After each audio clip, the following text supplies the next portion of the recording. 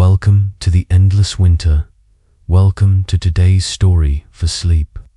Tonight we journey into the vast expanses of Siberia, where time moves slowly and secrets remain buried beneath layers of ice and snow. You don't need to remember any of this. Turn off your lights, find your comfortable spot, and let your mind drift. The volume will gradually decrease after the 50th minute, allowing you to slip peacefully into dreams. In the year 1847, a Russian geological expedition led by Dmitry Volkonsky discovered something peculiar near the Lena River in eastern Siberia. What they found would challenge everything historians thought they knew about early human settlement in the region. But this discovery, like so many others in the frozen wilderness, would soon be forgotten, buried under bureaucratic indifference and the harsh realities of survival in one of Earth's most unforgiving landscapes. The expedition had been tasked with mapping mineral deposits for the expanding Russian Empire. Volkonsky, a methodical man with a keen eye for detail, noticed unusual formations in the permafrost that didn't match typical geological patterns. These weren't natural ice formations. They were too regular, too purposeful. When his team began careful excavation, they uncovered what appeared to be deliberately constructed ice chambers, some extending deep into the frozen ground. Inside these chambers, they found objects that defied easy explanation. Carved bone implements with intricate patterns unlike anything seen in known Siberian cultures. Stone tools that seemed too advanced for the supposed technological level of early inhabitants.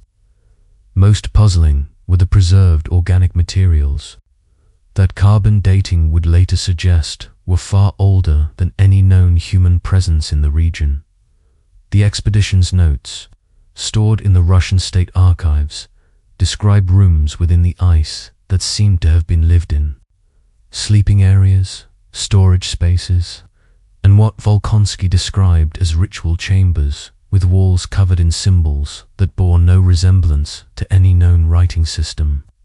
The preservation was so complete that they could identify different types of fur used for bedding, food remains, and even what appeared to be primitive art. But here's where the story becomes truly mysterious. When Volkonsky's team attempted to document their findings with the crude photography equipment of the time, the images came out strangely distorted. Shadows appeared where there should have been none. Shapes in the ice seemed to shift between photographs taken moments apart. The expedition's photographer, a German named Klaus Weber, became increasingly disturbed by what he was capturing through his lens. Weber's diary, discovered decades later, describes seeing movement in the peripheral vision while working in the chambers. He wrote of feeling watched, of hearing whispers in languages that sounded almost familiar but remained incomprehensible. The other team members began reporting similar experiences. Sleep became difficult. Men would wake claiming to have heard voices calling their names from deep within the ice. The rational explanation, of course, was the psychological strain of isolation and the eerie environment.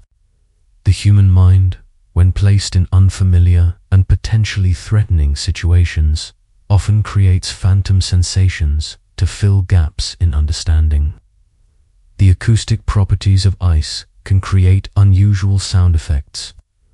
The play of light through frozen surfaces can produce optical illusions that the brain interprets as movement or faces. Yet, Volkonsky's detailed measurements and sketches suggest something more structured than random ice formation. The chambers followed architectural principles. There were corridors connecting different areas, ventilation shafts that allowed air circulation, and what appeared to be a sophisticated drainage system to handle melting and refreezing cycles. This level of planning implied a deep understanding of working with ice as a building material. The expedition spent 3 weeks documenting their findings before the approaching winter forced their retreat.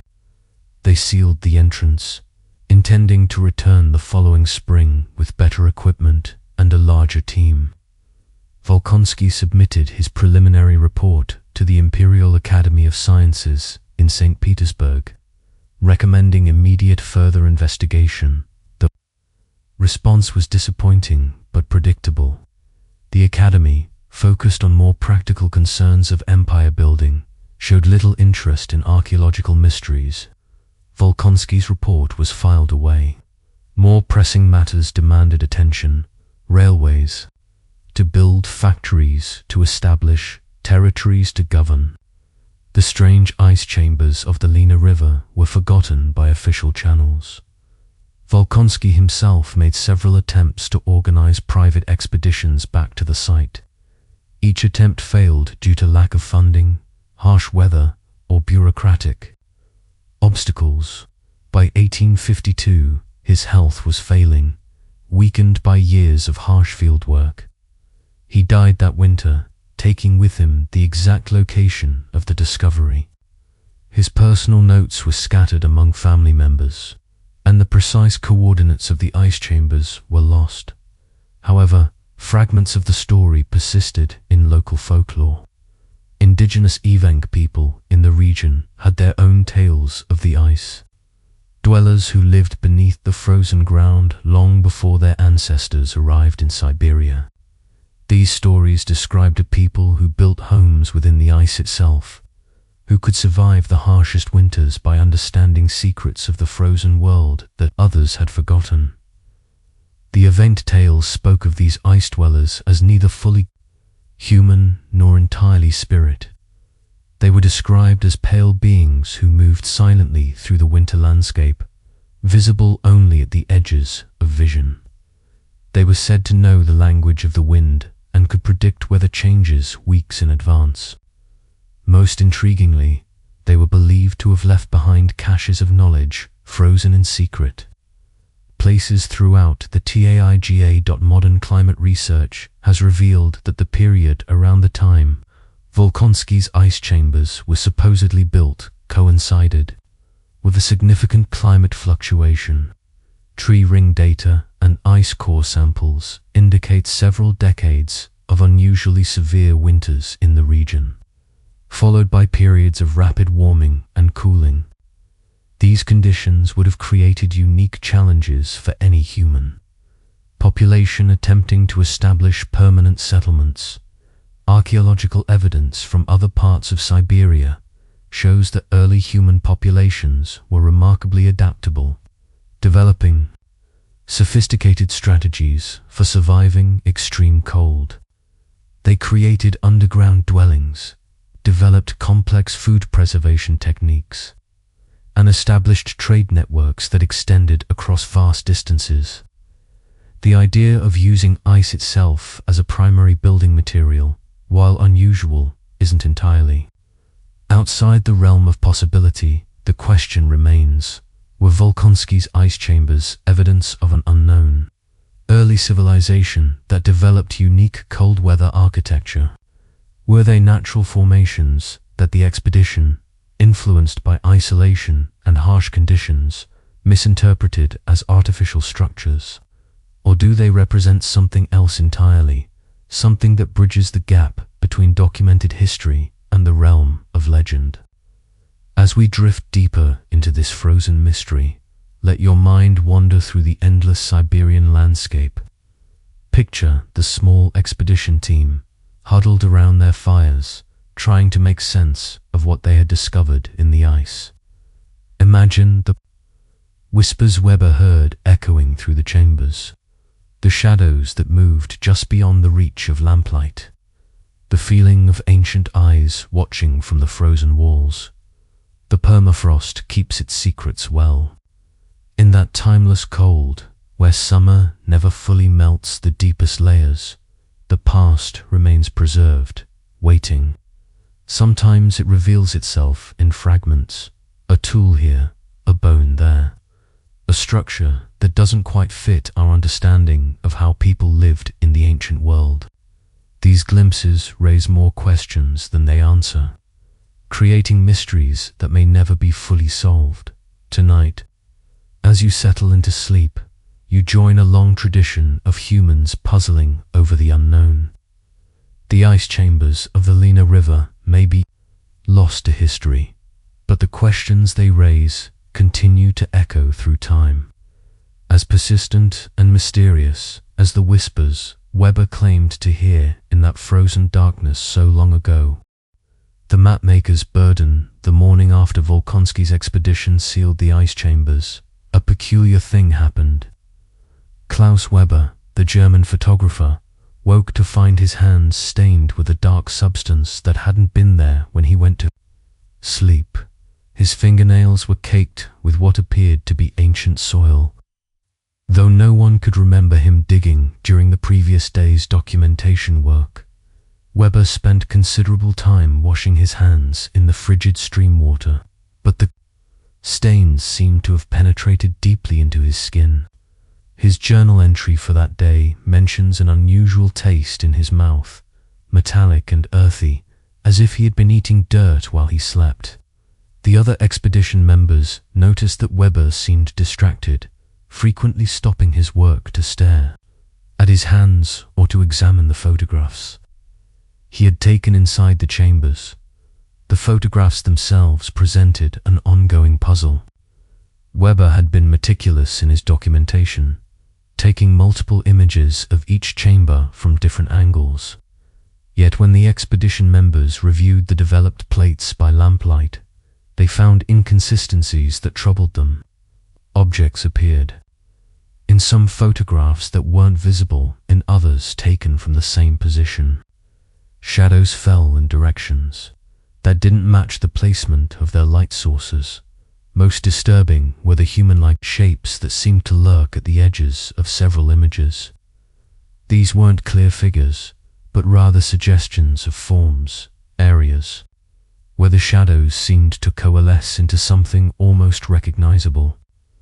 Weber insisted these were merely tricks of light and ice, but privately he was becoming convinced that something else had been present in the chambers. During their documentation process, Dr. Mikhail Rostov, the expedition's anthropologist, had his own concerns about their discoveries. His training at Moscow University had taught him to approach unusual findings with scientific skepticism, but the ice chambers challenged his analytical frameworks. The construction techniques didn't match any known historical building methods. The artifacts they had found suggested technological capabilities that seemed anachronistic for their supposed age. Rostov had spent years studying the indigenous peoples of Siberia, documenting their oral histories and traditional practices. He knew the local folklore about ice dwellers and underground people. What troubled him was how closely their archaeological findings seemed to match details from stories he had always assumed were purely mythological. The carved bone implements, for instance, bore symbols that appeared in Evenk, spiritual narratives about the pale ones who sleep beneath the snow. The expedition's surveyor, Ivan Petrov, was struggling with his own technical challenges. His attempts to create accurate maps of the chamber complex were yielding contradictory results. When he measured the same passages multiple times, he got different dimensions. Corridors that appeared to extend in straight lines would somehow curve back on themselves. Rooms that seemed substantial when explored on foot appeared smaller when measured systematically. Petrov was an experienced surveyor who had mapped challenging terrain throughout the Russian Empire. He trusted his instruments and his methodology. The inconsistencies in the ice chambers suggested either fundamental flaws in his equipment or environmental factors that were interfering with accurate measurement. The magnetic properties of the surrounding rock might be affecting his compass readings. The extreme cold could be causing metal instruments to contract unpredictably. Yet there was another possibility that Petrov found himself considering despite his rational training. Perhaps the chambers themselves were somehow unstable, their dimensions shifting subtly over time. The interaction between flowing groundwater and seasonal temperature changes could theoretically cause ice structures to expand and contract in complex ways. If the original builders had understood these dynamics, they might have designed their architecture to accommodate such changes. The team's local guide, an evenk hunter named Enyu, had become increasingly quiet as their work in the chambers progressed. Enyu had initially been skeptical of the Russian expedition's interest in what he called sleeping places of the old ones. His people had known of the location for generations, but had avoided it, considering it a place where the boundary between the living world and the realm of ancestors became thin. Enyu's reluctance wasn't based on superstition alone. His grandfather had told him stories of hunters who had explored similar ice formations and had returned changed. They would speak in their sleep using words from forgotten languages. They would know things they shouldn't know, like the locations of game animals days before hunting them, or the names of people they had never met. Some never fully returned to normal, remaining partially connected to whatever they had encountered in the frozen depths. As the expedition prepared to leave, Enyu shared a warning that would haunt the team members for years to come. He told them that the ice dwellers were not gone, merely dormant. They waited in the deep cold, patient as the permafrost itself, for the right conditions to emerge. The chambers were not abandoned buildings, but seasonal shelters, used cyclically across vast spans of time. By documenting and disturbing the sites, the expedition might have announced their presence to intelligences that had been sleeping for decades or centuries. The journey back to civilization took 2 weeks through increasingly difficult terrain. Each night, the team members experienced unusually vivid dreams. They dreamed of walking through endless ice corridors, following voices that spoke in languages they didn't recognize but somehow understood. They dreamed of figures watching them from behind translucent walls, patient observers waiting for some predetermined moment to reveal themselves. Weber's condition deteriorated during the return journey. The stains on his hands had spread up his arms, resembling frostbite but without the associated pain or tissue damage. He complained of feeling cold from the inside out, as if his core temperature had permanently dropped below normal human levels. His photography equipment, normally his most prized possessions, seemed to disturb him now. He would flinch when handling his cameras and avoided looking directly at the developed photographs. Dr. Rostov documented these symptoms with clinical detachment, but privately he was formulating theories that challenged his scientific worldview. The expedition members seemed to be experiencing some form of psychological contagion, a shared response to their underground experience that was manifesting in physical symptoms. The extreme stress of working in such an alien environment, combined with exposure to unknown microorganisms preserved in the ancient ice, might be producing neurological effects. Alternatively, Rostov considered the possibility that they had encountered something genuinely outside normal human experience.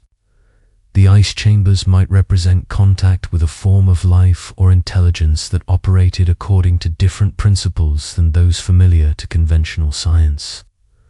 The artifacts they had found, the architectural anomalies, the psychological effects experienced by the team, all might be evidence of interaction with something that existed at the margins of human perception.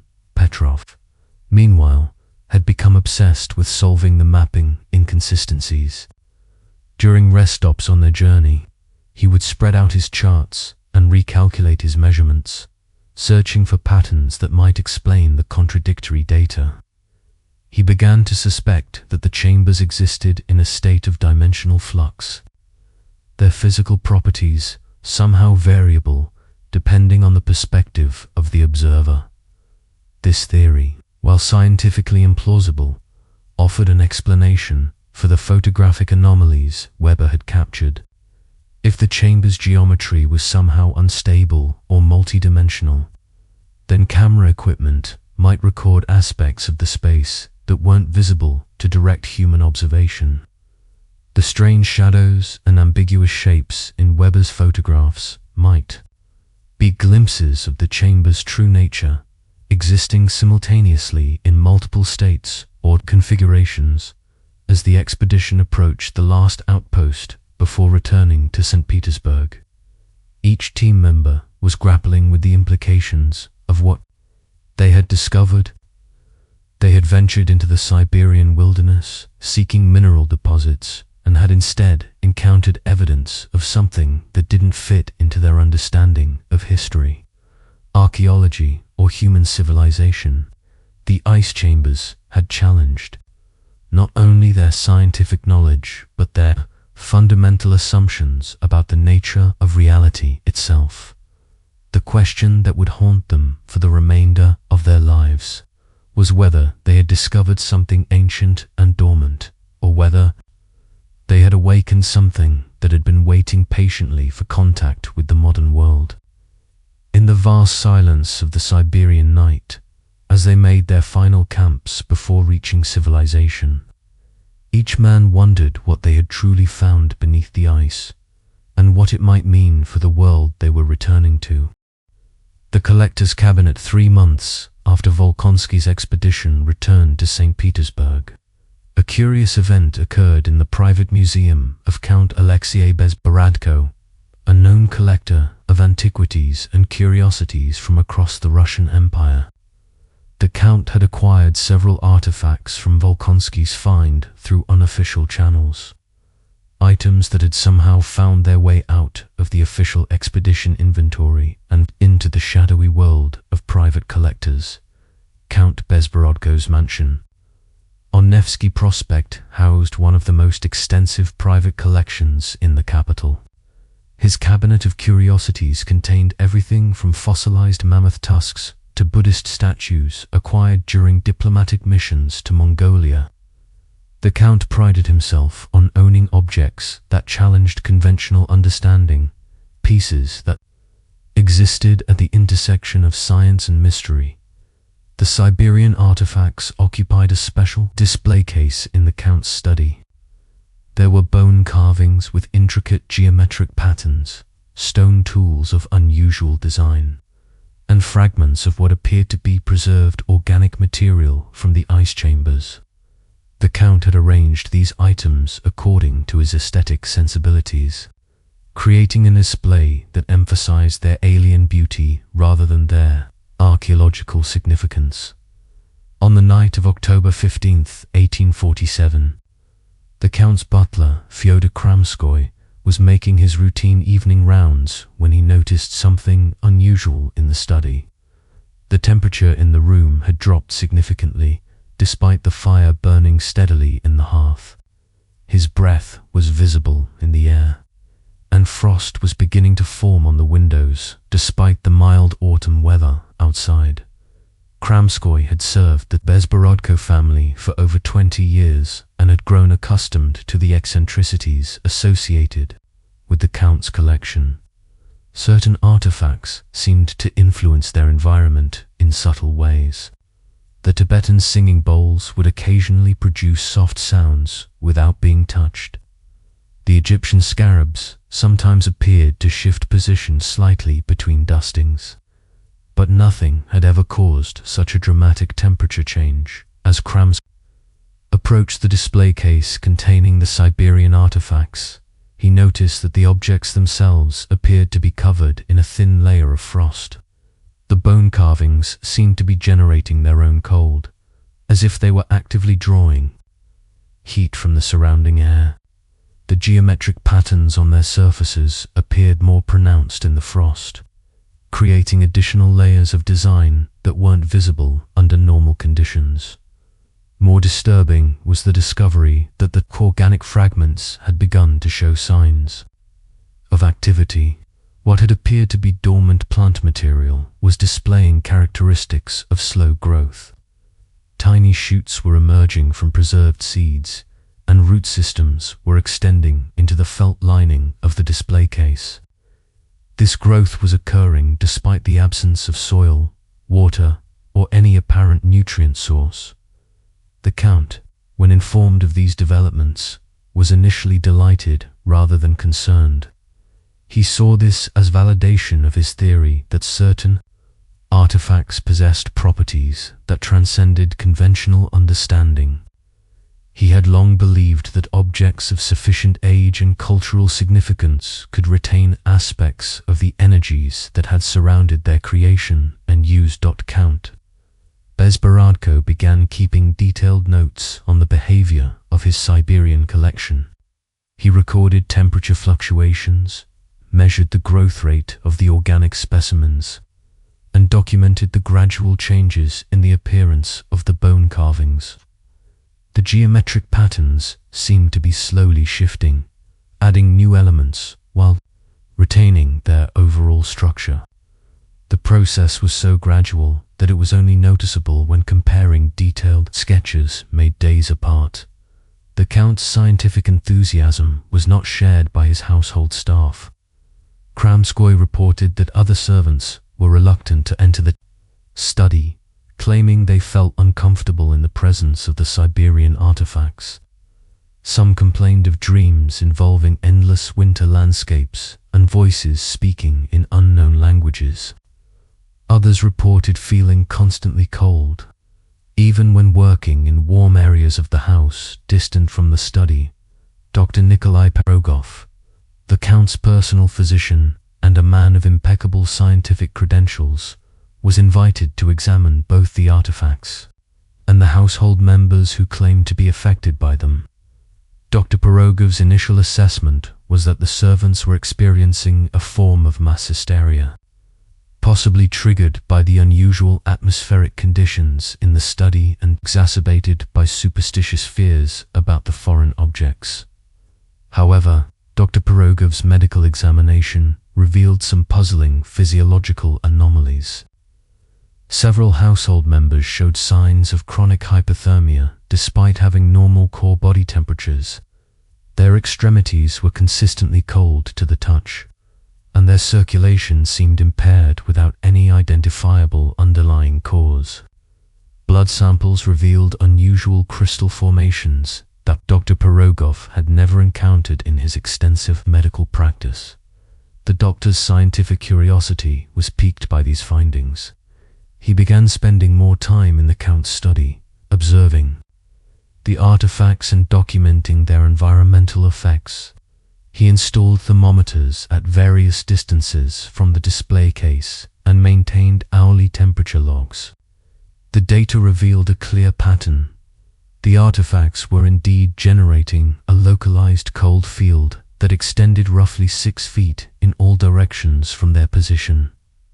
Dr. Pirogov also noticed that his own behavior was changing during these extended observation sessions. He found himself sketching geometric patterns that resembled those on the bone carvings, though he had no artistic training or particular interest in such designs. His handwriting began incorporating angular elements that were unlike his normal script. Most concerning, he began experiencing gaps in his memory during his time in the study, finding himself with completed notes that he had no recollection of writing. The Count, meanwhile, had become convinced that the artifacts were attempting to communicate. He spent hours sitting near the display case, allowing the cold to penetrate his body while concentrating on the shifting patterns in the bone carvings. He claimed to be receiving impressions of vast ice cities, populated by beings who had adapted to permanent winter conditions.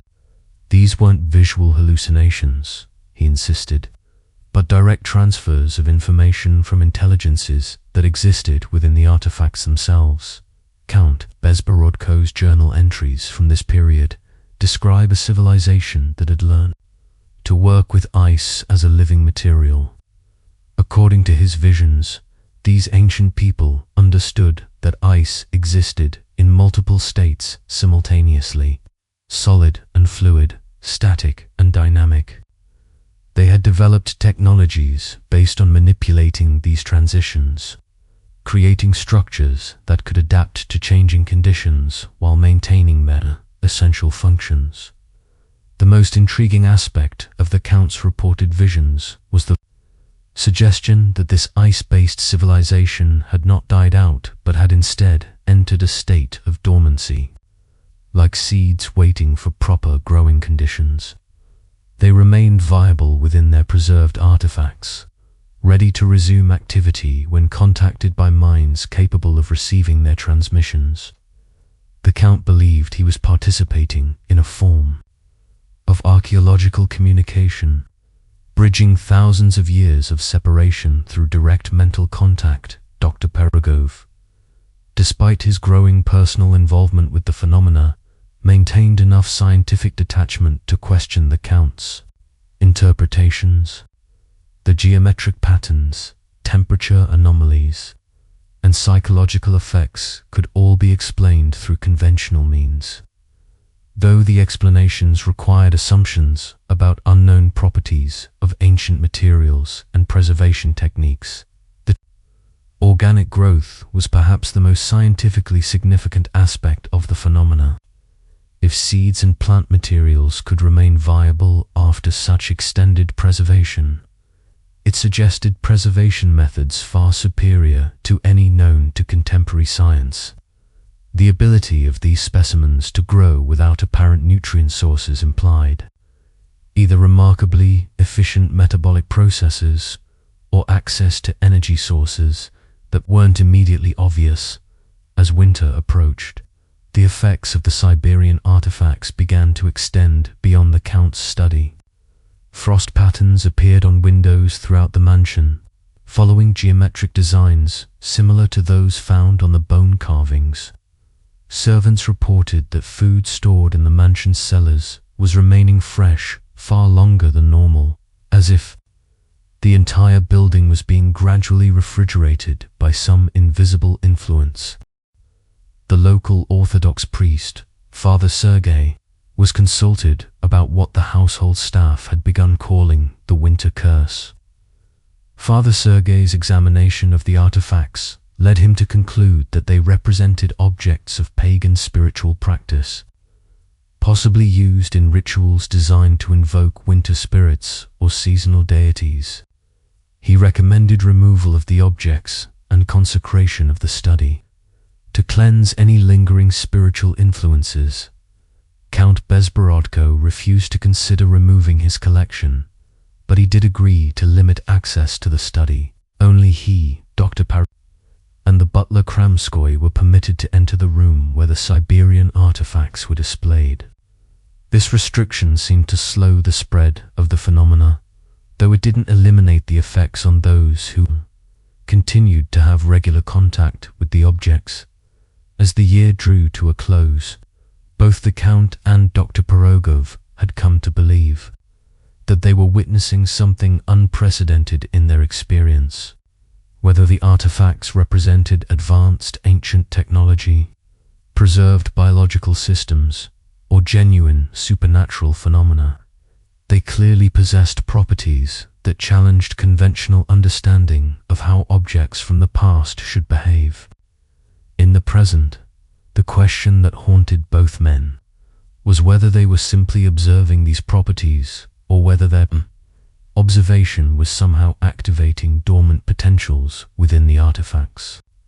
Each day brought new developments, new evidence that the Siberian collection was not simply a static display of ancient objects, but an active system that was gradually awakening to renewed functionality.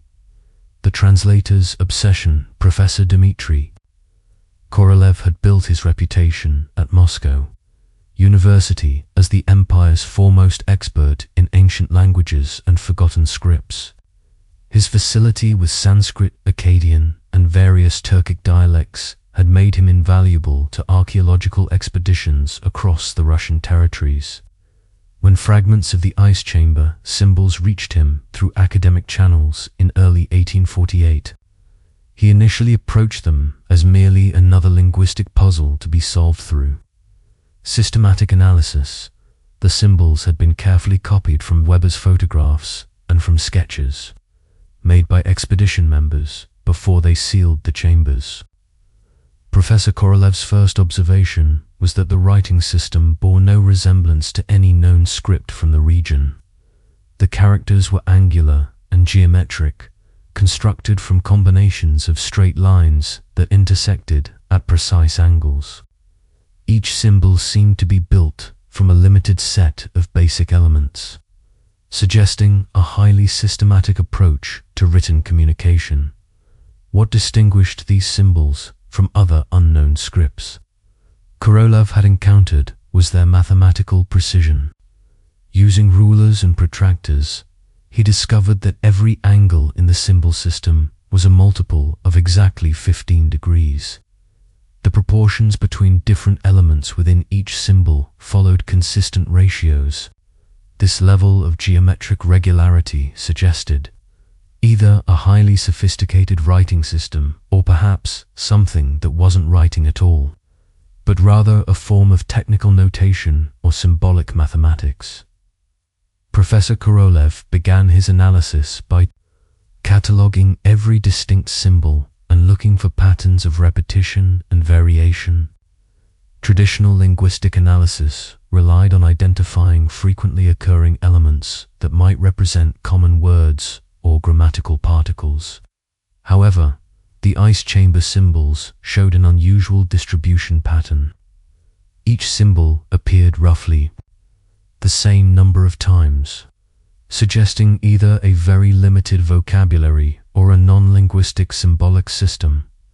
After 6 weeks of conventional analysis yielded no meaningful results, Professor Korolev decided to try a different approach. Instead of treating the symbols as representations of sounds or concepts, he began exploring them as geometric forms that might encode information through their spatial relationships.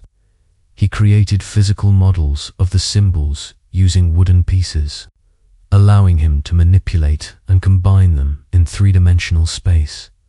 This hands-on approach revealed properties that weren't apparent from two-dimensional drawings. Many of the symbols could be physically interlocked with others, creating larger composite forms. Some combinations seemed to naturally suggest three-dimensional structures, as if the symbols were architectural blueprints rather than written language. Professor Korolev began to suspect that he was looking at a form of communication that combined linguistic and technical information, that the physical manipulation of the symbol models had an unexpected effect on Professor Korolev's mental state. During long sessions working with the wooden pieces, he found himself entering a meditative state where his conscious analytical thinking seemed to recede, allowing pattern recognition to operate at a more intuitive level. In these altered states, he began to perceive relationships between symbols that weren't obvious through rational analysis. Professor Korolev's wife, Alina, noticed changes in her husband's behavior as his work with the ice chamber symbols intensified. He had always been a methodical scholar who approached problems through careful research and logical deduction. Now he seemed to be relying increasingly on hunches and impressions that he couldn't fully explain. His study became filled with elaborate arrangements of wooden symbol models, configurations that he would adjust and readjust for hours while muttering in languages Alina didn't recognize. The breakthrough came during a particularly intense working session in late February. Professor Korolev had arranged several dozen symbol models in a complex pattern on his study floor when he suddenly perceived the entire arrangement as a single three-dimensional structure. The flat symbols, when properly combined, described the architecture of a building or complex of buildings. The writing was actually a construction manual, a set of instructions for building structures from ice. This revelation transformed Professor Korolev's understanding of everything the Volkonsky expedition had discovered. The ice chambers weren't simply shelters built by ancient people. They were structures created according to sophisticated architectural principles that had been encoded in the symbol system. The geometric precision of the symbols reflected the mathematical requirements of ice-based construction, where angles and proportions had to be calculated exactly to create stable structures in a material that was constantly responding to temperature changes. Professor Korolev began testing his architectural interpretation by constructing small ice models based on the symbol instructions. Working in the unheated shed behind his house, he found that certain combinations of angles and proportions did indeed create remarkably stable ice structures. The ancient builders had apparently understood principles of ice engineering that were unknown to contemporary architects. More intriguingly, some of the symbol combinations seemed to describe techniques for creating ice that behaved differently from normal frozen water. Following certain instructions resulted in ice that remained solid at temperatures well above normal melting point. Other combinations produced ice that was unusually hard and durable, suitable for long-term construction rather than temporary shelter. As Professor Korolev's experiments became more sophisticated, he began to experience the same psychological effects that had affected other individuals who had worked closely with artifacts from the ice chambers. His dreams became filled with vast frozen cities and their inhabitants, pale figures who moved through ice corridors with fluid grace. These weren't nightmares, but rather educational visions, as if the ancient builders were directly instructing him in their architectural methods. Alina Koroleva became increasingly concerned about her husband's mental state. He was spending entire nights in the unheated shed, working with ice in sub-freezing temperatures that should have been dangerous to his health. Yet he seemed unaffected by the cold, claiming that the work itself generated internal warmth. His hands, which should have been frostbitten from handling ice for hours, remained warm and flexible. Dr. Mikhail Sekhenov, a colleague from the university's medical faculty, was asked to examine Professor Korolev's condition. Dr. Sekhenov found no signs of physical harm despite the professor's extended exposure to extreme cold. His core body temperature remained normal, his circulation was excellent, and his reflexes were actually sharper than they had been during previous medical examinations.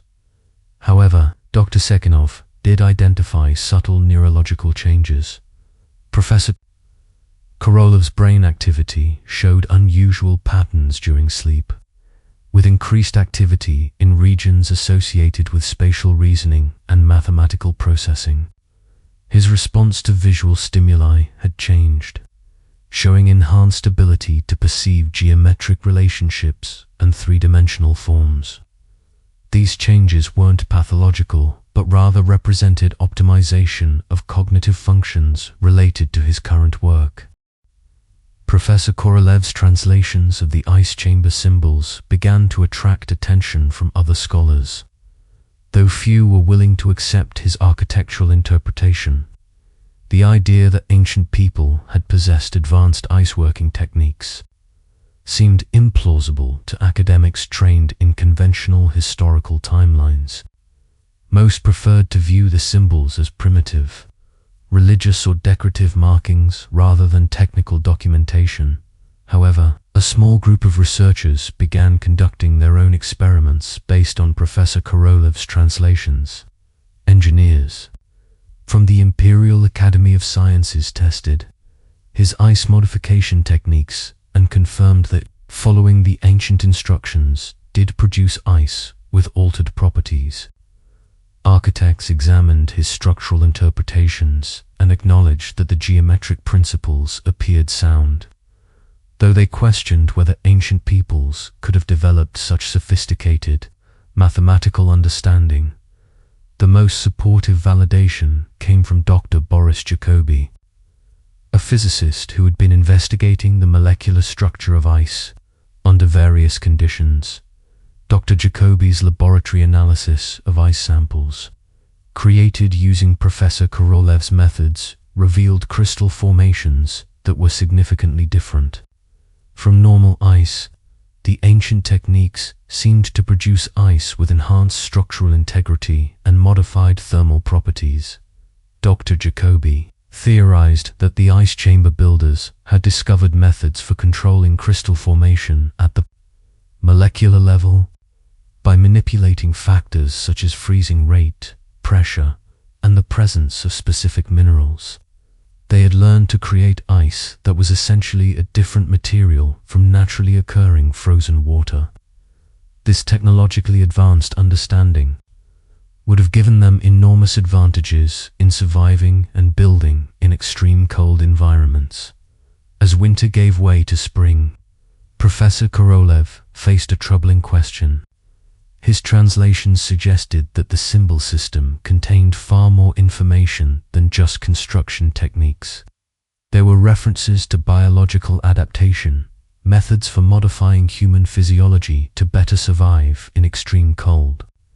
There were descriptions of preservation techniques that could maintain consciousness during extended dormancy periods. Most unsettling were passages that seemed to describe methods for transferring knowledge directly from one mind to another. Without conventional communication, the symbols painted a picture of a civilization that developed along completely different lines from the historical progression familiar to contemporary scholars. Instead of progressing from primitive to more complex technologies, the ice dwellers seemed to have achieved their advances through deeper understanding of natural processes, particularly those related to cold and crystallization. They had become masters of working with their environment rather than attempting to dominate it. Professor Korolev's final report to the Imperial Academy concluded that the ice chamber symbols represented the most sophisticated technical documentation he had ever encountered. Whether created by an unknown ancient civilization or by something else entirely, they demonstrated knowledge that exceeded contemporary understanding in several important areas. He recommended immediate further investigation of the Siberian sites, both to recover additional symbol samples and to search for more physical evidence of the advanced techniques they described.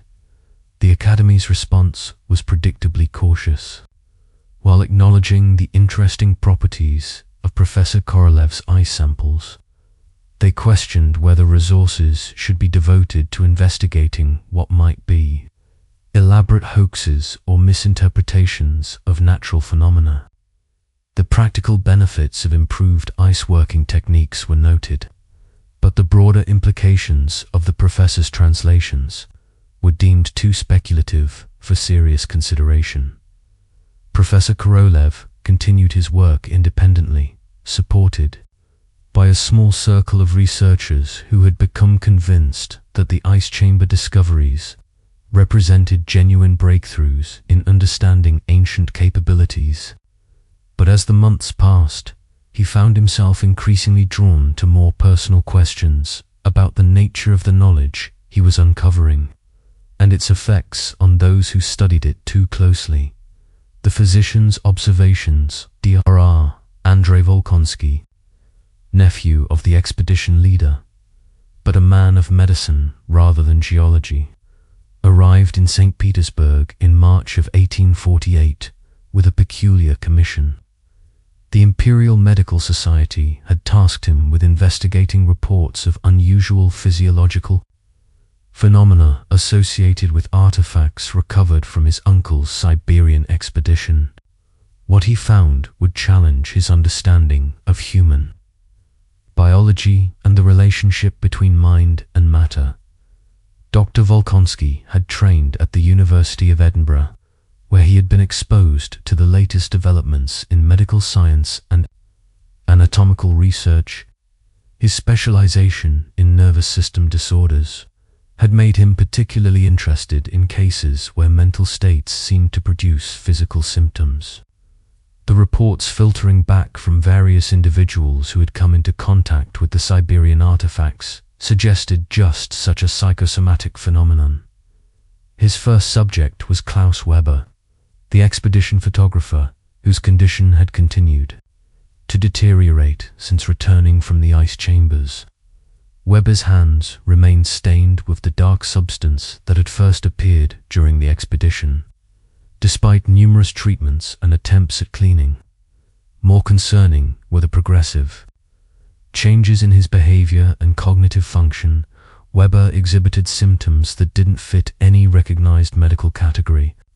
His body temperature had stabilized at several degrees below normal human baseline, yet he showed no signs of hypothermia or cold-related tissue damage.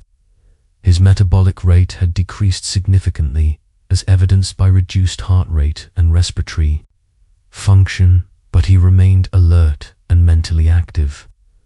Most puzzling was his enhanced ability to perceive visual details, particularly geometric patterns and spatial relationships. Dr. Volkonsky's examination revealed that Weber's blood had developed unusual crystalline inclusions that resembled microscopic ice formations. These structures didn't interfere with circulation or organ function, but appeared to be gradually altering his body's response to temperature. Laboratory analysis suggested that Weber's blood had acquired antifreeze properties similar to those found in certain Arctic animals. The photographer's psychological state was equally intriguing. Weber reported experiencing memories that weren't his own, detailed knowledge of places he had never visited and techniques he had never learnt. He could describe the internal architecture of ice structures he had never seen, knew the names of tools he had never used, and spoke fragments of languages that linguistic experts couldn't identify. Dr. Volkonsky documented these symptoms with clinical precision, but privately he was developing theories that stretched the boundaries of accepted medical knowledge. Weber seemed to be accessing information that had somehow been encoded in the artifacts he had photographed. The staining on his hands might represent more than simple contamination.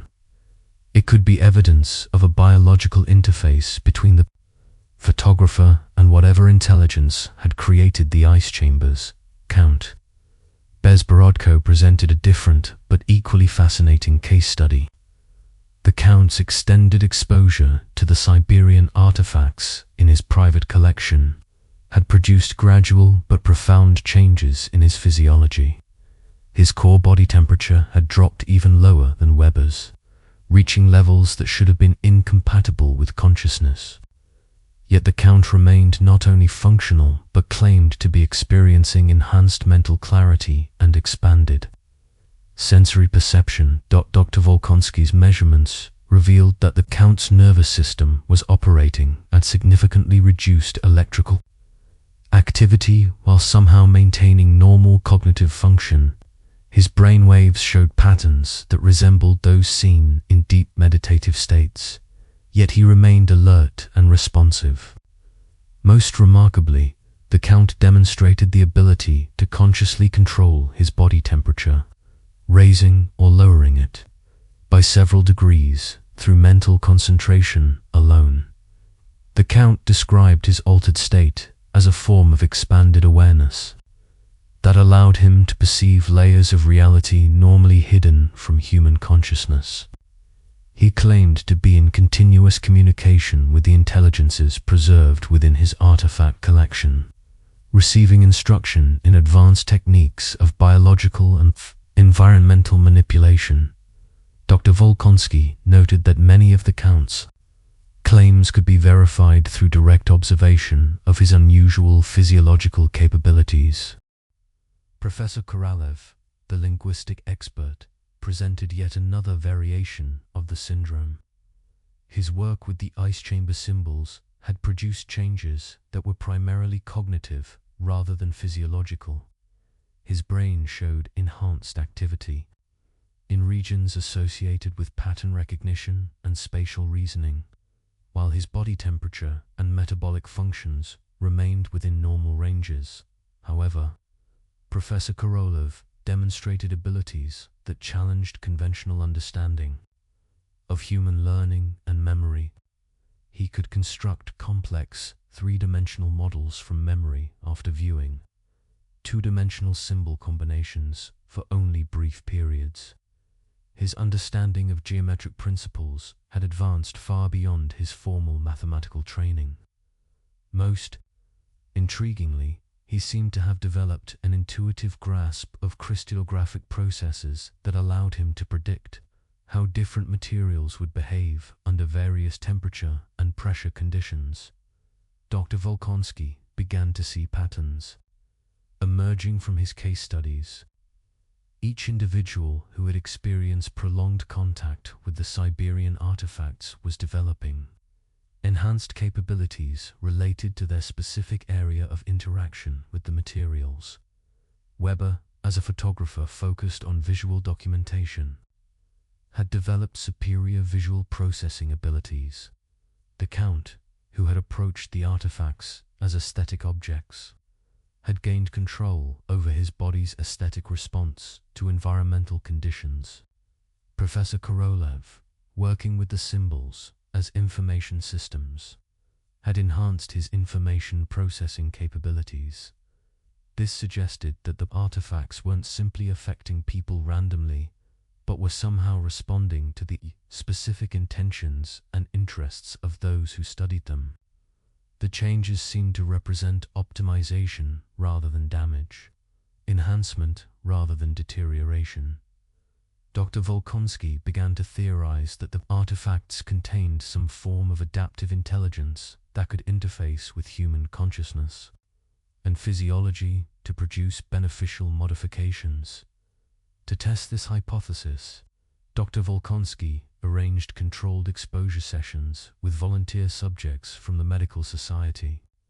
Each volunteer was asked to focus on a specific aspect of the artifacts while maintaining physical contact for predetermined periods. The results were consistent with his theory.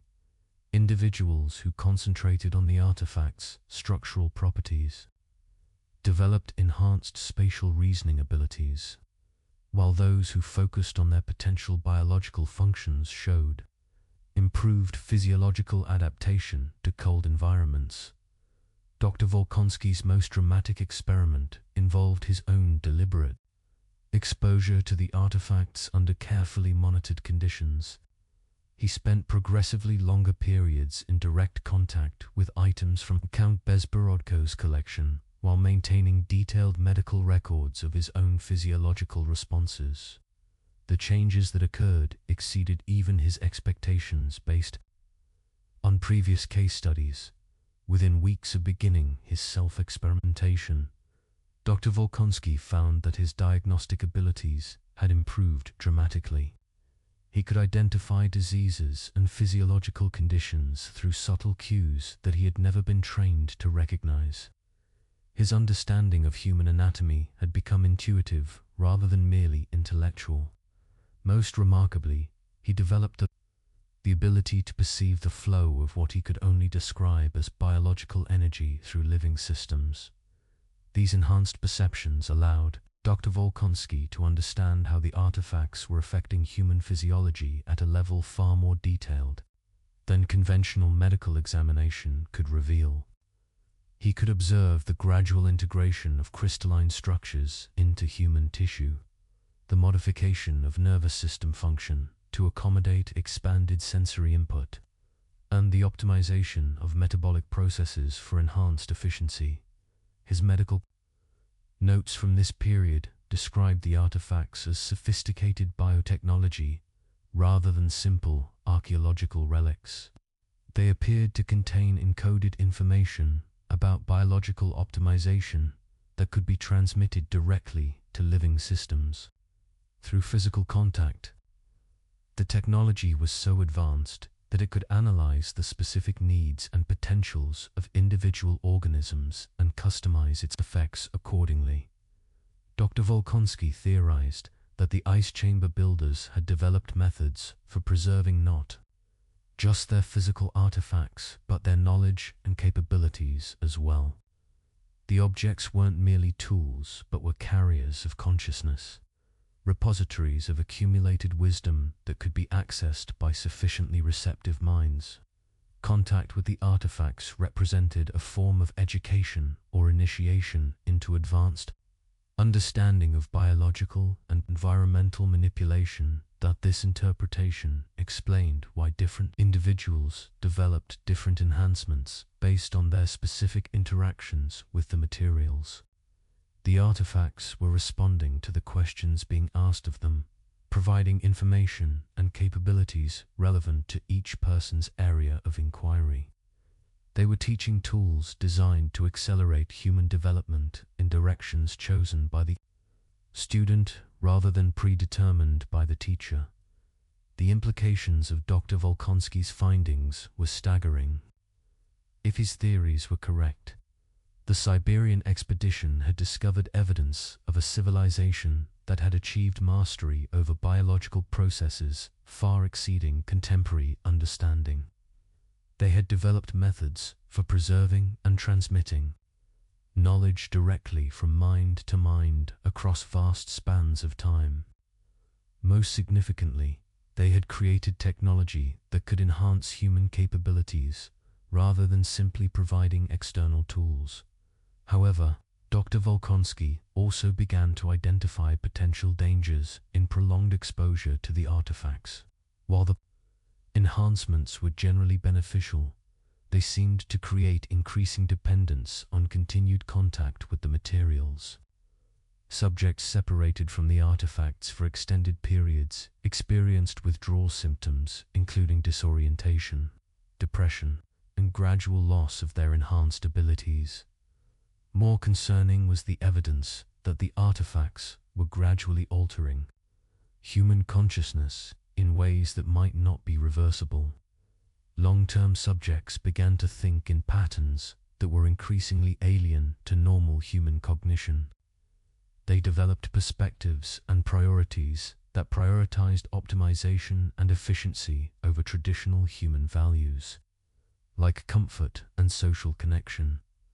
Dr. Volkonsky realized that he was documenting not just the effects of ancient technology, but possibly the early stages of human evolution guided by non-human intelligence. The artifacts might represent an invitation to transcend current human limitations, but accepting that invitation might require abandoning essential aspects of human nature. As his own transformation progressed, Dr. Volkonsky found himself less concerned about these philosophical implications and more focused on the practical benefits of his enhanced capabilities. He could heal patients through methods that conventional medicine couldn't explain. He could perceive and diagnose conditions that would have been impossible to detect using traditional techniques. His understanding of biological systems had expanded to encompass principles that weren't described in any medical textbook. Yet, in his most honest moments, usually late at night when the artifact's influence seemed strongest, Dr. Volkonsky wondered whether his enhanced abilities were worth the gradual loss of his humanity. He was becoming something more than human, but also something less recognizably human. The question that haunted his increasingly alien thoughts was whether this transformation was an evolutionary advance or a form of sophisticated colonization by intelligences that viewed human consciousness as raw material for their own purposes. The winter of 1848 brought Dr. Volkonsky to a crossroads in his research. He had documented conclusive evidence that the Siberian artifacts possessed capabilities that transcended contemporary understanding of ancient technology. He had proven that contact with these materials could enhance human capabilities in remarkable ways. But he had also discovered that these enhancements came with costs that might fundamentally alter what it meant to be human. His final report to the Imperial Medical Society would either revolutionize medicine and anthropology or be dismissed as the delusions of a researcher who had been too deeply affected by his own experimental subjects.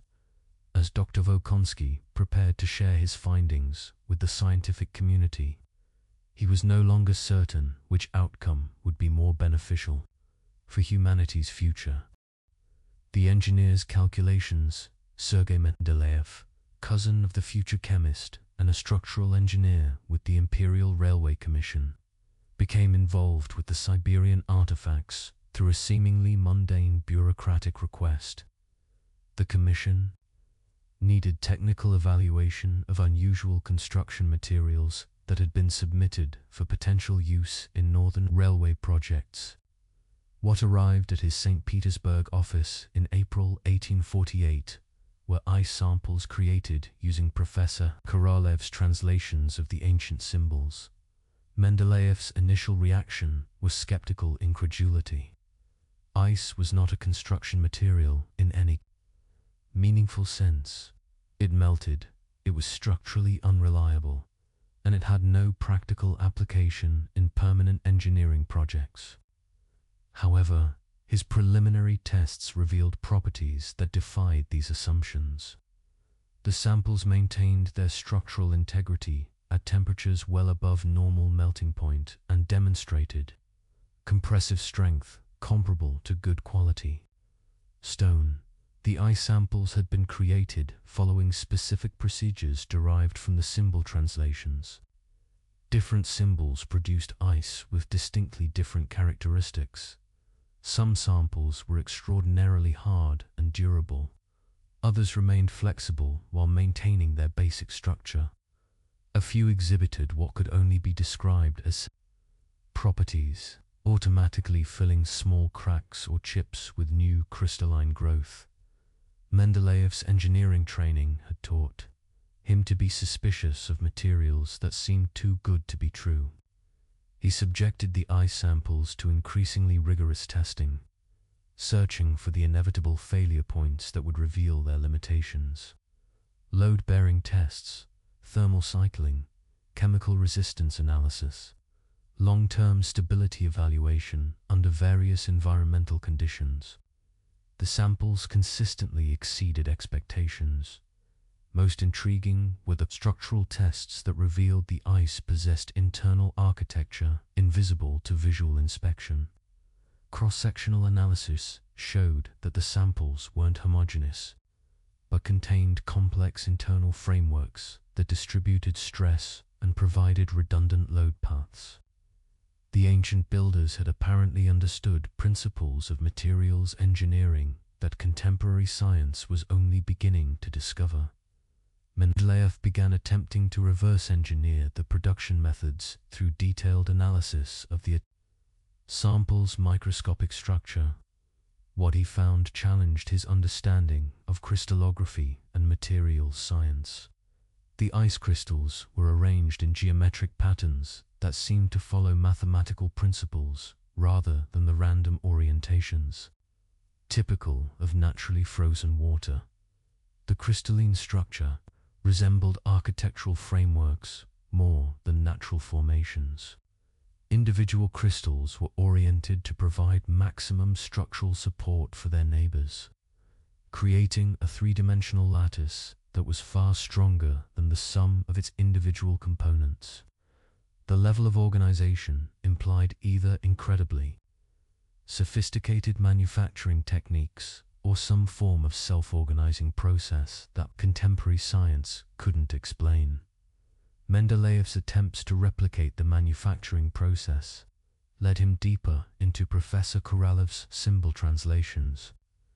The geometric instructions weren't merely recipes for creating enhanced ice, but detailed technical specifications for controlling crystallization at the molecular level.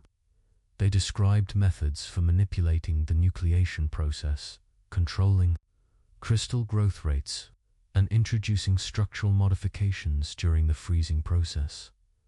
Following these instructions required equipment and techniques that pushed the boundaries of available technology. Mendeleev constructed specialized cooling chambers with precise temperature controls, developed methods for introducing specific mineral additives at exact timing intervals, and created mechanical systems for applying controlled pressure during the crystallization process. Each symbol combination required different parameters, resulting in ice with unique properties. The work consumed months of intensive experimentation, but the results justified the effort. Mendeleev succeeded in creating ice samples that matched and in some cases exceeded the properties of the original specimens. More importantly, he began to understand the underlying principles that made such advanced ice engineering possible. The ancient builders had recognized that ice wasn't simply frozen water, but was a complex crystalline material whose properties could be controlled through manipulation of the crystallization process. By understanding how to influence crystal formation, they had created what amounted to programmable matter that could be designed for specific structural applications. Success with ice engineering led him to experiment with applying similar principles to other crystalline materials. He found that the geometric principles encoded in the ancient symbols could be adapted to work with various metals, ceramics, and mineral compounds. The symbol system appeared to describe universal principles of crystalline organization rather than techniques specific to ice. This realization transformed Mendeleev's understanding of what the Siberian expedition had discovered. The ice chambers weren't simply shelters built by people who happened to live in a cold climate. They were examples of advanced materials engineering that demonstrated mastery of crystalline structure manipulation. The builders had developed a comprehensive technology based on controlling the formation and properties of ordered matter. As Mendeleev's experiments became more sophisticated, he began experiencing the same psychological effects that had affected other researchers working with the ancient materials. His understanding of structural principles became increasingly intuitive. He could predict how materials would behave under stress without performing calculations. His ability to visualize three-dimensional relationships expanded dramatically. More significantly, Mendeleev found that his engineering solutions were becoming increasingly elegant and efficient. Instead of using brute force approaches to structural problems, he began designing systems that worked with natural forces rather than against them. His railway bridge designs incorporated principles of load distribution and stress management that were far in advance of contemporary engineering practice. These improvements in his professional capabilities were accompanied by changes in his thinking patterns that both excited and concerned him. Mendeleev found himself perceiving engineering challenges as organic problems that required living solutions rather than mechanical ones. His designs began to incorporate self-adjusting elements that could respond to changing conditions without external control. Dr. Volkonsky's medical examinations revealed that Mendeleev's brain was developing enhanced spatial processing capabilities, similar to those seen in other artifact researchers. However, the engineer's changes were focused specifically on understanding three-dimensional relationships and predicting the behavior of complex systems under stress. His cognitive modifications were precisely tailored to enhance his engineering abilities. Mendeleev began to suspect that the artifacts were somehow analyzing his professional focus and optimizing his mental capabilities accordingly. The enhancements he was experiencing weren't random, but were specifically designed to make him a better engineer. This suggested that the ancient technology could recognize different types of human expertise and provide appropriate cognitive upgrades. This realization led Mendeleev to question the nature of intelligence itself. If the artifacts could analyze human cognitive patterns and provide targeted enhancements, they must possess some form of consciousness, or at least sophisticated artificial intelligence. The ice chamber builders hadn't just preserved their tools. They had created systems capable of continuing their educational mission across thousands of years. Mendeleev's final engineering project using the ancient techniques was a scale model of a bridge, designed entirely according to crystalline principles derived from the symbol translations. The structure used controlled crystallization to create materials with precisely tailored properties for each structural element. Load-bearing members used high-strength crystalline composites, while flexible joints incorporated materials designed to bend without breaking. The completed model demonstrated structural properties that exceeded anything achievable with conventional materials and construction techniques. It could support loads far beyond its apparent capacity, automatically adjusted to distribute stress when damaged, and showed no signs of degradation under conditions that would destroy traditional materials. However, the model also exhibited behaviors that troubled Mendeleev's engineering sensibilities. It seemed to anticipate stress patterns before they occurred, strengthening itself in areas that would later experience high loads. It responded to environmental changes in ways that suggested awareness of its surroundings. Most unsettling, it occasionally modified its own structure in ways that improved performance but weren't part of the original design. Mendeleev realized that he had created something that was as much organism as structure. The crystalline materials weren't simply following programmed instructions, but were exhibiting adaptive intelligence. The ancient builders had developed technology that blurred the distinction between living systems and manufactured objects. This discovery raised profound questions about the nature of the civilization that had created the ice chambers. They had achieved technological capabilities that contemporary science could barely comprehend, let alone replicate. Their understanding of materials, consciousness, and the relationship between mind and matter exceeded human knowledge by orders of magnitude, yet they had apparently vanished, leaving behind only scattered artifacts and cryptic symbol systems. Mendeleev began to wonder whether their disappearance was voluntary rather than the result of some catastrophe. Perhaps they had evolved beyond the need for physical existence, transcending material limitations through mastery of crystalline consciousness technology. As winter approached, Mendeleev found himself spending more time contemplating these philosophical implications and less time on practical engineering projects. His enhanced cognitive abilities were leading him toward questions that had no conventional answers. The artifacts had made him a better engineer, but they had also made him aware of the limitations of engineering as a way of understanding reality.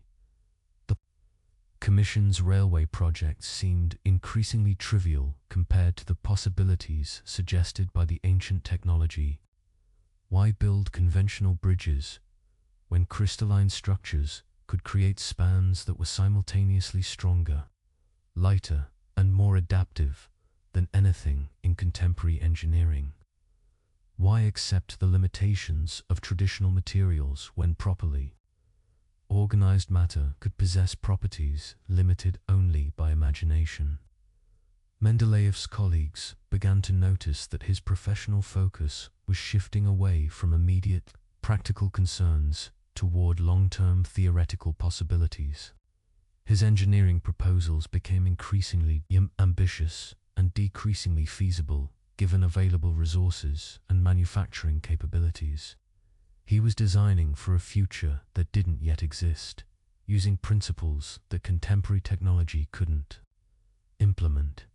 The Railway Commission eventually reassigned Mendeleev to theoretical research rather than practical construction projects.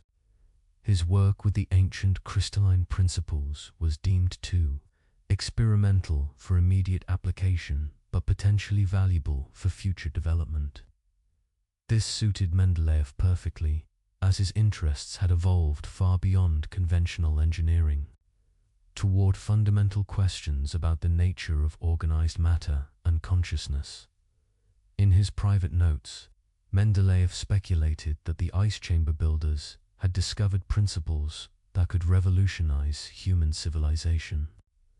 Their technology suggested possibilities for creating materials with any desired properties, structures that could adapt to changing conditions, and systems that combined the flexibility of living organisms with the durability of inorganic matter. However, he also recognized that such capabilities would require fundamental changes in human thinking and social organization. The ancient technology wasn't simply more advanced than contemporary methods. It operated according to completely different principles that challenged basic assumptions about the relationship between mind and matter, individual and environment, temporary and permanent.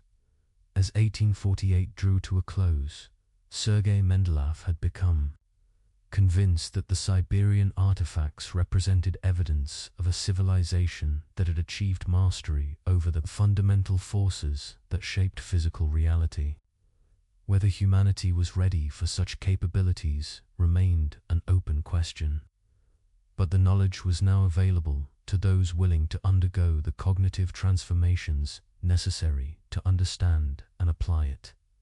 The cartographers, Discovery Captain Pavel Kruzenstern, grandson of the famous naval explorer and himself a distinguished cartographer with the Imperial Naval Ministry, received an unusual assignment in the autumn of 1848. The Admiralty had been quietly investigating reports of navigational anomalies. In the Arctic regions, areas where compass readings became unreliable and traditional navigation methods failed.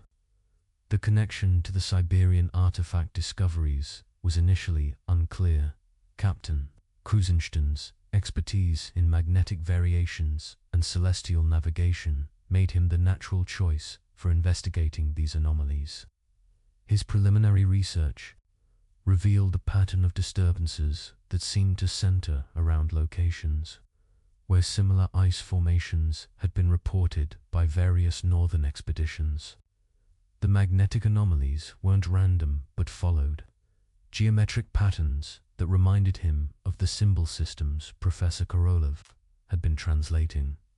The captain's first significant discovery came while examining historical navigation records from Russian Arctic expeditions dating back nearly a century. Many expeditions had reported areas where compasses spun wildly, where celestial observations produced impossible readings, and where the very geography seemed to shift between visits. These reports had been attributed to extreme weather conditions, equipment failure, or observer error. However, when Captain Kruzenstern plotted these anomalous locations on his charts, they formed a network of interconnected points that suggested a deliberate pattern rather than random environmental effects. The spacing between anomaly points followed mathematical relationships similar to those found in the ice chamber symbols. This implied that the magnetic disturbances might be related to the same ancient technology. Captain Kruzenstern's investigation led him to request samples of the artifacts for analysis using his navigational instruments. The results were immediately apparent. Standard compass needles not only failed to point north when near the artifacts, but began tracing complex geometric patterns in the air. Chronometers, essential for celestial navigation, either stopped completely or began running at altered rates. There followed no recognizable pattern. More intriguingly, specialized instruments designed for precise angular measurement showed enhanced accuracy when used in proximity to the artifacts. Sextants produced readings with precision far exceeding their normal capabilities. Surveying equipment could detect angular differences too small to be perceived under normal conditions. The artifacts seemed to interact selectively with different types of measurement devices. Captain Krusenstern began to suspect that the ancient builders had developed navigation technology based on principles entirely different from contemporary methods.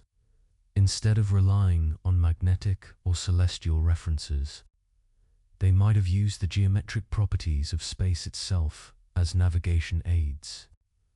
The artifacts could be components of a positioning system that operated through direct manipulation of spatial relationships.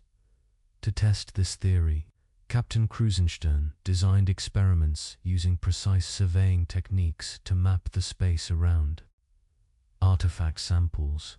His measurements revealed subtle but consistent distortions in local geometry when the artifacts were present.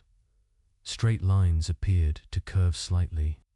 Right angles deviated from exactly 90 degrees. Parallel lines seemed to converge or diverge over long distances. These spatial distortions followed patterns that corresponded to the symbol combinations Professor Korolev had identified as architectural instructions. Different artifacts produced different types of geometric distortion, suggesting that the ancient builders had developed methods for deliberately altering local space-time geometry. They had created navigation technology based on controlled manipulation of the fundamental structure of reality.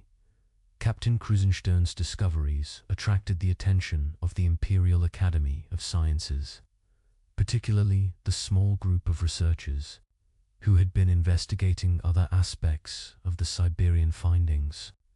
His spatial distortion measurements provided independent confirmation that the artifacts possessed properties that transcended conventional understanding of ancient technology.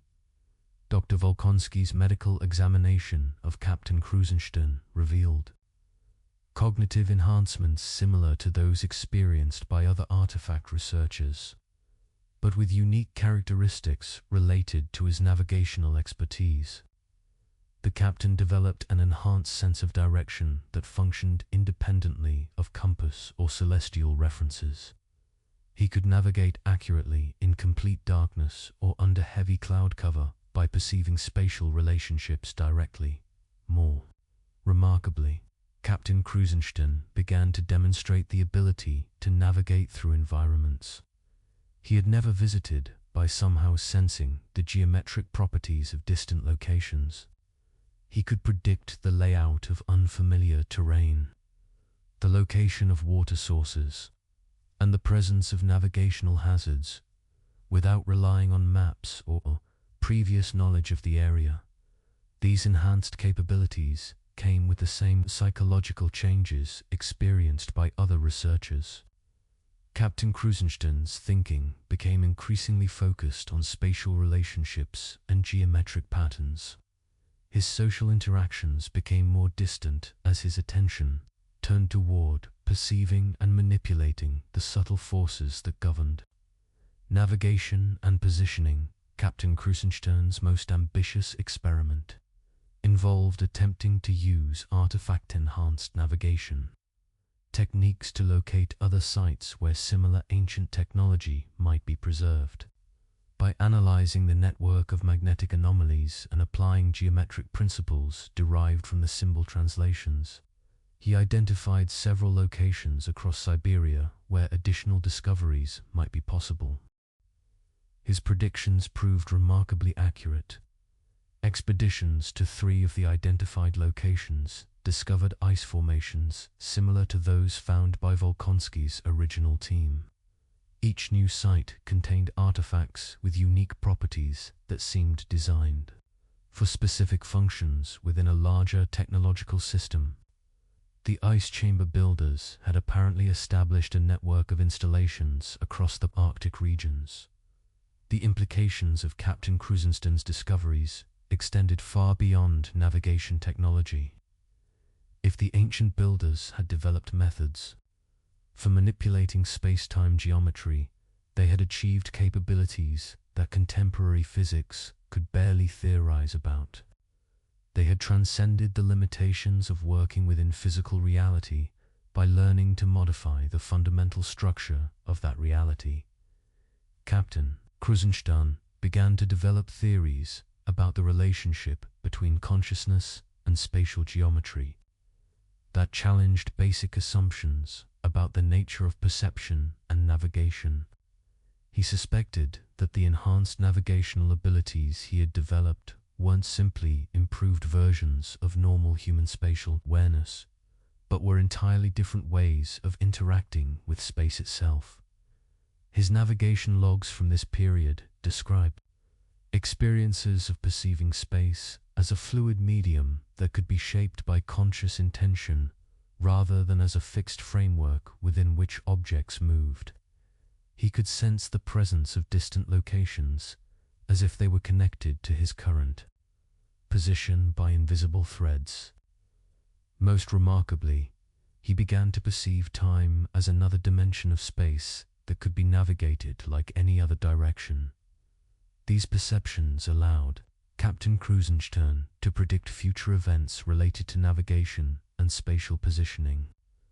He could sense approaching weather changes, predict the movement of ships beyond the horizon, and identify optimal routes through changing ice conditions. His navigational accuracy became so reliable that other naval officers began to suspect. He had access to information sources beyond normal sensory perception. Captain Krusenstern's final report to the Naval Ministry described a revolutionary understanding of navigation that could transform maritime exploration and Arctic development. However, his recommendations required accepting that the ice chamber builders had achieved mastery over fundamental forces that contemporary science was only beginning to recognize. The practical applications of their technology demanded cognitive and philosophical transformations that few individuals seemed capable of achieving. The captain's personal notes reveal his growing awareness that the ancient navigation technology was inseparable from consciousness. Manipulation techniques, learning to navigate using spatial geometry, modification required developing mental capabilities that altered the navigator's basic relationship with physical reality. The technology couldn't be used without becoming something more than human. As 1849 began, Captain Krusenstern faced the same questions that haunted other artifact researchers. The ancient technology offered capabilities that could revolutionize human civilization, but accessing those capabilities required transformations that might fundamentally alter human nature.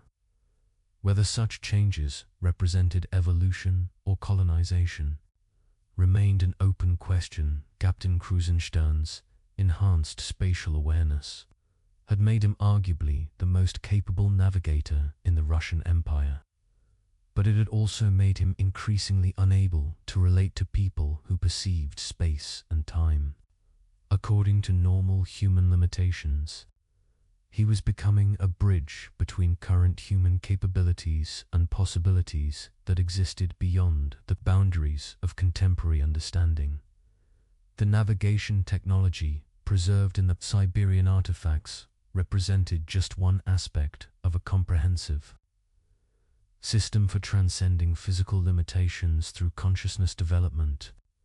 The ice chamber builders had apparently achieved capabilities that allowed them to function as naturally in altered reality as normal humans did in conventional space-time.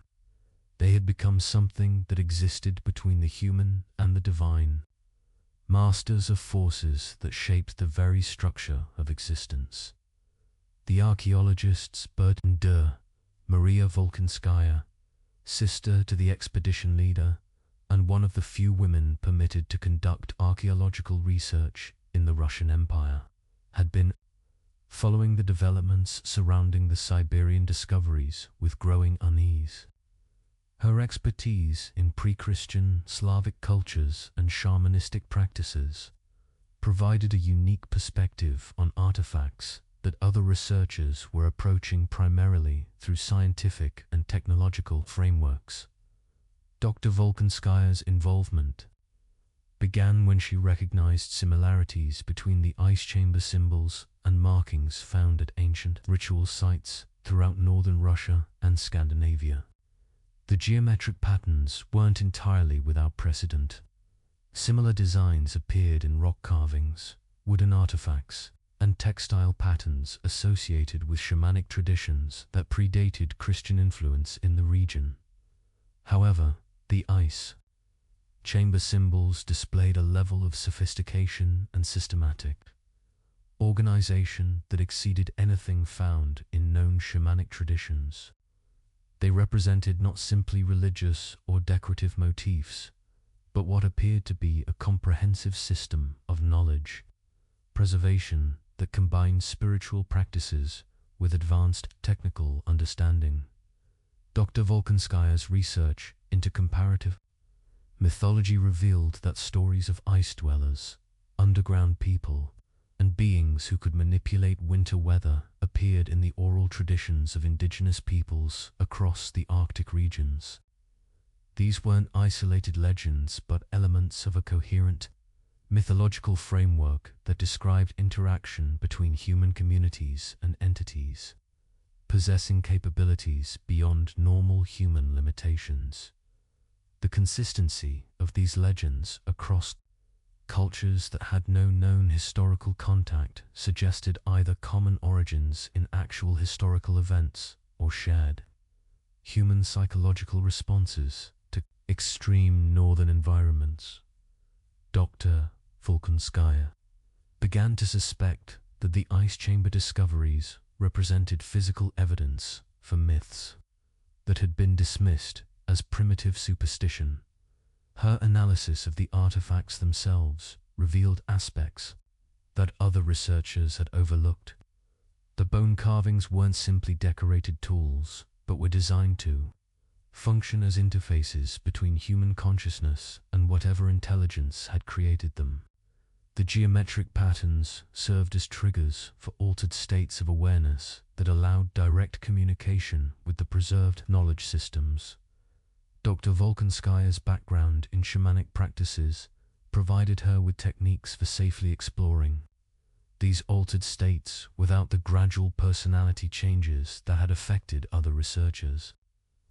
Traditional shamanic training included methods for maintaining individual identity while accessing non-ordinary consciousness states, skills that proved essential for working with the ancient technology.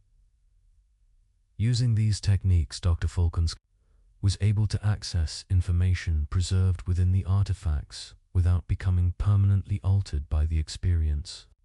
She learned that the ice chamber builders weren't simply an advanced ancient civilization, but were humans who had undergone deliberate transformation to adapt to environmental and spiritual conditions that existed at the boundaries of normal reality. That transformation process wasn't technological in the conventional sense, but represented a form of controlled evolution that combined spiritual practices with biological modification.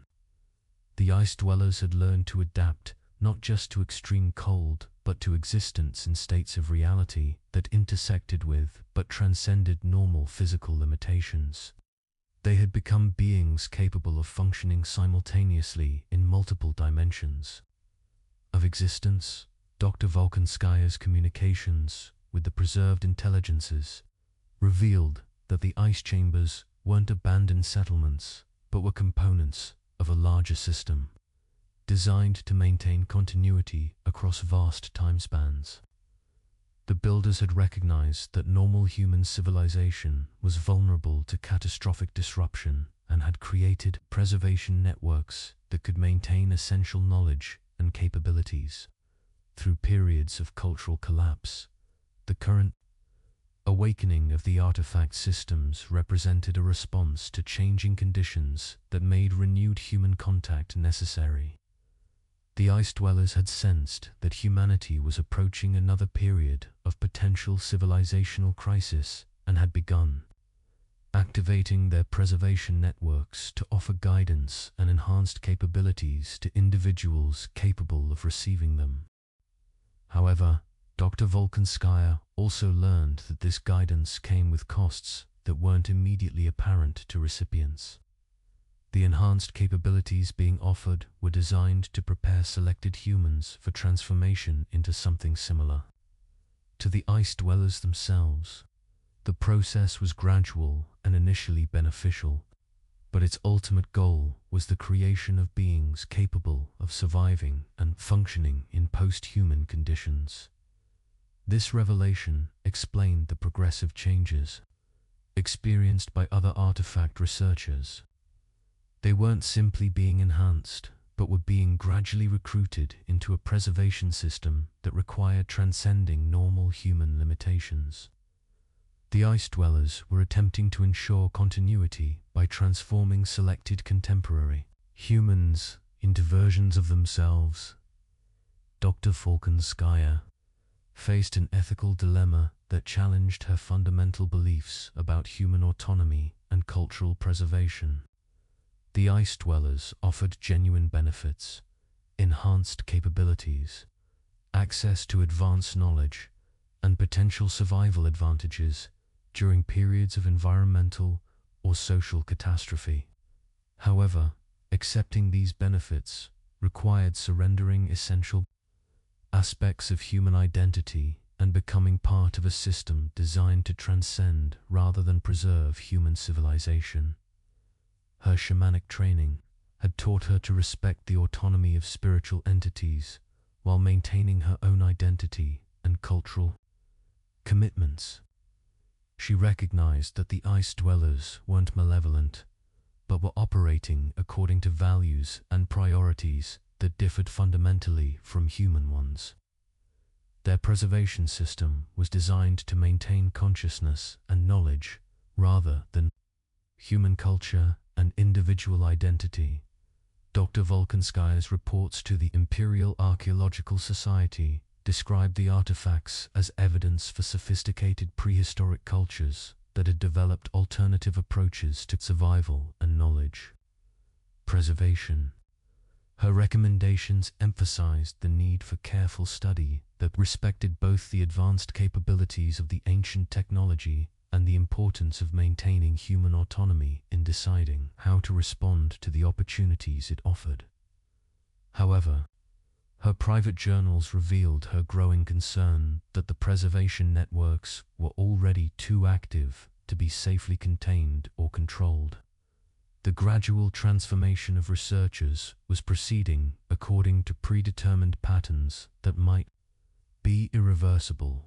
The ice dwellers had waited thousands of years for the right conditions to resume their recruitment activities, and they weren't likely to accept human decisions to limit access to their systems. Dr. Volkonskaya began developing protective techniques based on shamanic practices that could allow individuals to benefit from contact with the artifacts while maintaining their essential humanity. These methods required sophisticated understanding of consciousness, manipulation, and spiritual protection that were foreign to the scientific training of most researchers. Her protective techniques proved partially effective but couldn't completely prevent the transformative effects of prolonged artifact exposure. The ice dweller technology was designed to overcome resistance and gradually modify consciousness in ways that made individuals increasingly receptive to further transformation. Complete protection required avoiding contact entirely, which eliminated the possibility of studying or benefiting from the ancient knowledge. Dr. Volkonskaya's final assessment was that humanity faced a choice between remaining within current limitations and accepting transformation that offered enhanced capabilities at the cost of essential human characteristics. The ice dwellers weren't offering simple technological advancement but were proposing evolutionary partnership that would fundamentally alter the nature of human existence.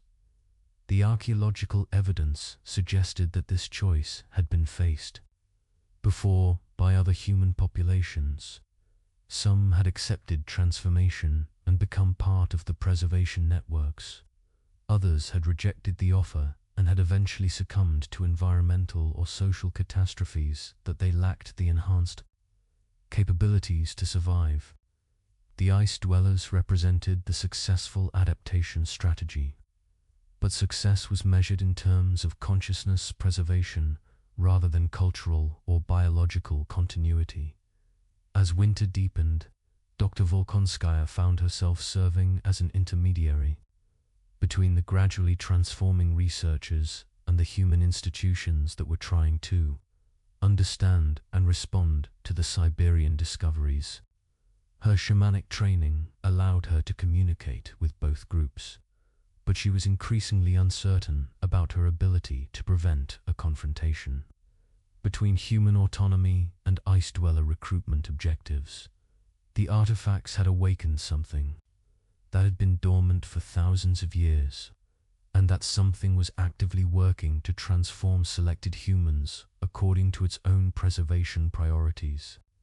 Whether this represented an opportunity for human evolution or a threat to human survival depended on questions about the nature of consciousness, identity, and survival that had no clear answers within conventional human understanding. The merchants network. Fyodor Stroganov, scion of the wealthy merchant family that had built fortunes through fur trading across Siberia, became involved with the artifact discoveries through commercial rather than scientific interests. His family's trading networks had operated in the northern territories for generations, and Stroganov possessed detailed knowledge of indigenous communities and their oral traditions that proved invaluable for understanding the broader context of the ice chamber findings. The Stroganov family's trading posts had long served as informal intelligence gathering centers, where information about unusual discoveries, local legends, and environmental changes was collected and evaluated for potential commercial significance. Fyodor's great-grandfather had documented stories about ice dwellers and underground cities that were remarkably consistent with the archaeological evidence now emerging from the expedition sites. Stroganov's commercial interest was initially focused on the practical applications of the enhanced ice creation techniques that Professor Korolev had developed from the symbol translations.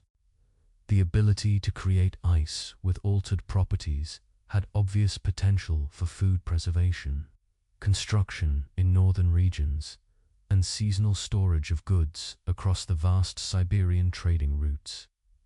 However, Stroganov's business investigations revealed that the implications of the ancient technology extended far beyond improved ice-making methods. His trading network contacts reported increasing numbers of unusual phenomena. Across northern Siberia, animals exhibiting strange behaviors, weather patterns that defied seasonal expectations, and indigenous communities experiencing disturbing dreams and visions related to awakening spirits. These reports suggested that the artifact discoveries were part of a larger pattern of activation across ancient sites throughout the region. The ice chamber network that Captain Krusenstern had identified through magnetic anomaly analysis was apparently becoming active after centuries or millennia of dormancy. The archaeological investigation had triggered responses from preservation systems that spanned the entire Arctic region. Stroganov's commercial pragmatism allowed him to approach the situation from perspectives that scientific researchers had overlooked. He recognized that the ice dwellers had operated sophisticated logistics systems that required coordination across vast distances. Their preservation networks represented not just technological achievement, but organizational capabilities that exceeded anything achieved by contemporary human civilizations.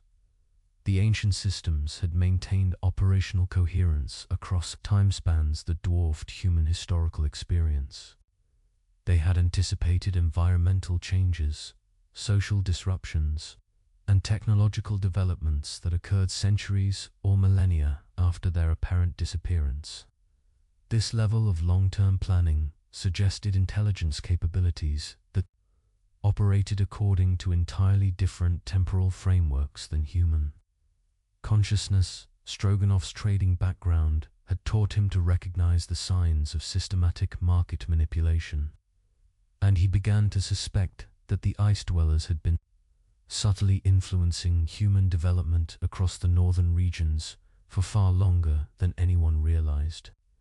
The consistent appearance of similar legends across isolated communities, the periodic discovery of advanced artifacts, and the gradual development of cold weather survival technologies all suggested guidance from sources beyond normal human innovation. His investigation of historical trading records revealed patterns that supported this hypothesis. Certain technological innovations had appeared simultaneously across widely separated communities, with no known contact between them.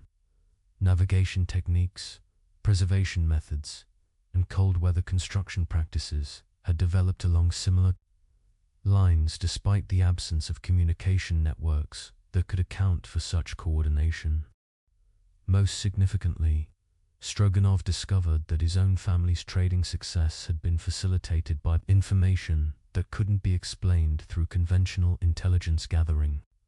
The Stroganovs had consistently identified profitable trade routes, avoided environmental disasters, and established relationships with indigenous communities in ways that suggested access to information sources beyond normal commercial intelligence.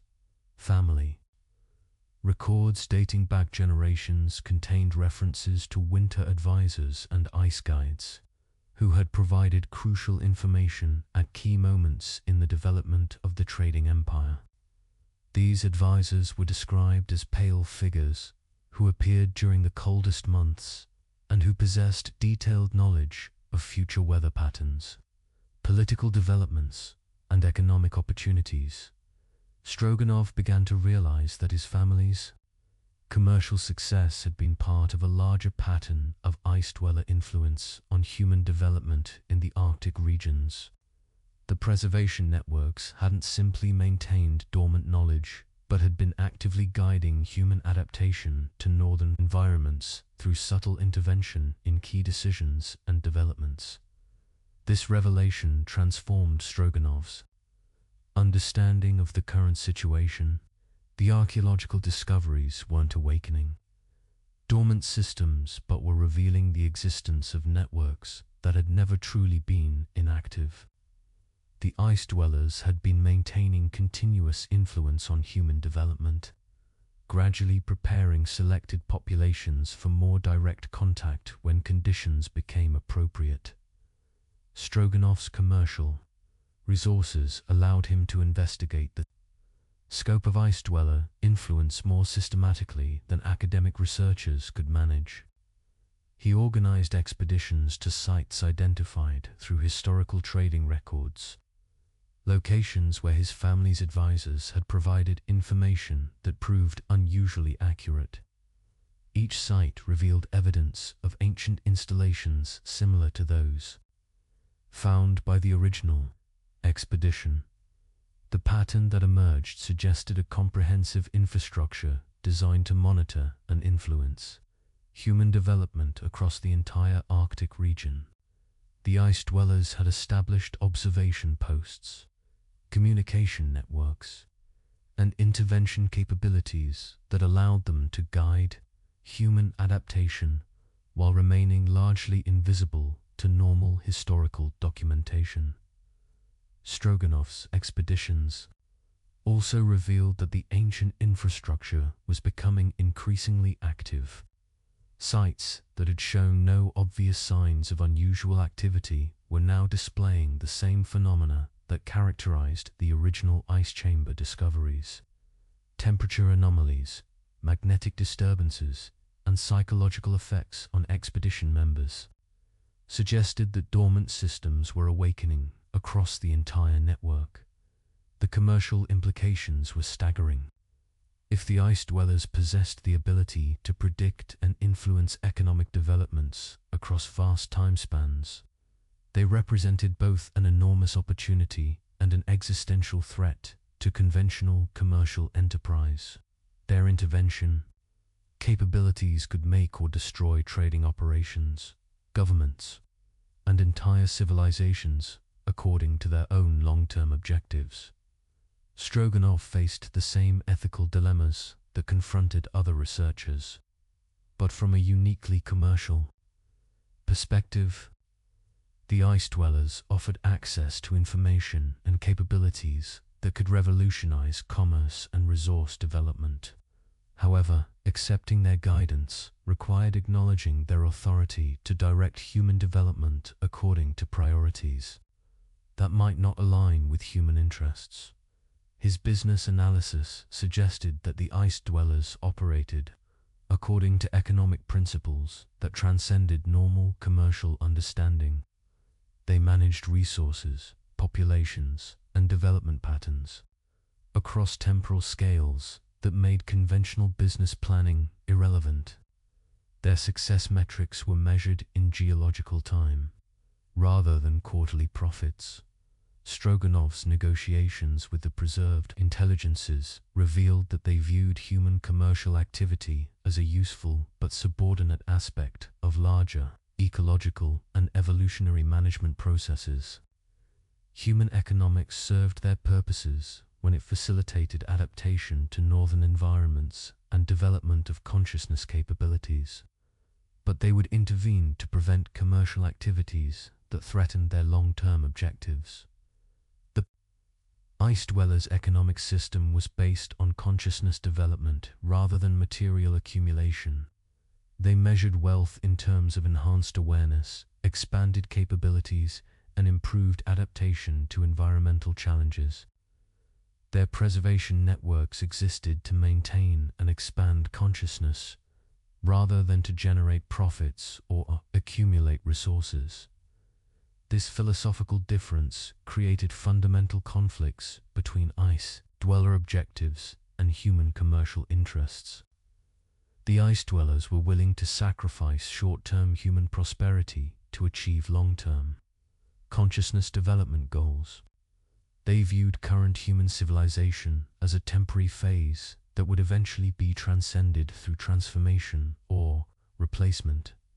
Stroganov's final assessment was that the ice dwellers represented both the ultimate commercial opportunity and the end of commerce as humans understood it. Their knowledge and capabilities could solve virtually any practical problem related to northern development, but accessing their assistance required accepting transformation that would make conventional commercial objectives irrelevant. The awakening preservation networks offered humanity a choice between enhanced capabilities under ice dweller guidance or continued independence with current limitations. The commercial advantages of accepting their assistance were enormous, but the philosophical costs included surrendering human autonomy over economic and social development. As 1849 progressed, Stroganov found himself serving as an unofficial intermediary between the ice dweller networks and human commercial interests. His family's historical relationship with their advisors provided insights into negotiation techniques and communication protocols that proved essential for managing increasingly complex interactions between human and post-human intelligences. However, Stroganov also recognized that his intermediary role was gradually transforming him according to ice dweller requirements. The enhanced commercial intuition and expanded temporal awareness that made him valuable as a negotiator were also making him less recognizably human. He was becoming a bridge between economic systems based on fundamentally different concepts of value, success, and survival. The Siberian discoveries had revealed that human civilization existed within a larger framework of consciousness development that operated according to principles beyond current human understanding. The ice dwellers represented an evolutionary endpoint that offered enhanced capabilities at the cost of essential human characteristics. Whether this represented progress or colonization remained an open question that each individual and institution would need to answer for themselves. The final convergence by the winter of 1849. The various researchers who had been studying different aspects of the Siberian artifacts found themselves drawn together by circumstances that seemed beyond mere coincidence.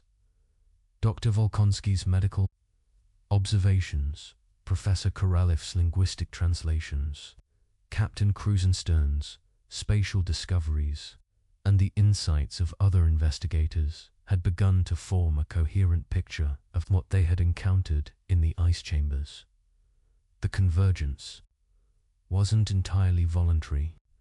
Each researcher had found their independent work increasingly guided by impressions, hunches, and direct communications from the preserved intelligences within the artifacts. The ice dwellers had apparently been orchestrating the human investigation from the beginning, ensuring that different aspects of their technology would be studied by individuals with appropriate expertise and psychological profiles. Count Bezborodko's mansion became the unofficial headquarters for this convergence, as his private collection contained the largest concentration of artifacts outside of official government control. The Count's study had been transformed into something resembling a laboratory, library, and shrine combined. Temperature controls maintained the specific conditions required for optimal artifact function, while monitoring equipment documented the various phenomena that occurred during group sessions. The assembled researchers discovered that their individual transformations had been designed to complement each other. Dr. Volkonsky's enhanced biological perception allowed him to monitor the physiological effects of artifact exposure on other team members. Professor Korolev's symbol translation capabilities provided technical understanding that guided group experiments. Captain Krusenstern's spatial awareness helped coordinate activities across the artifact network. Their combined capabilities exceeded what any individual could achieve working alone. Group sessions produced communications with the ice dwellers that were more detailed and coherent than any previous contact. The preserved intelligences began providing systematic instruction in technologies and consciousness development techniques that represented the full scope of their civilizations. Achievements. The instruction revealed that the ice chamber builders had faced the same choice that now confronted humanity: accept transformation to transcend environmental and social limitations, or maintain current forms while risking extinction during periods of catastrophic change. They had chosen transformation and had created preservation networks to offer the same choice to future civilizations that developed sufficient awareness to access their systems. The ice dwellers' transformation hadn't been immediate, but had occurred gradually across multiple generations. Each generation had enhanced capabilities beyond their predecessors, while maintaining enough connection to their origins to remember what they had transcended.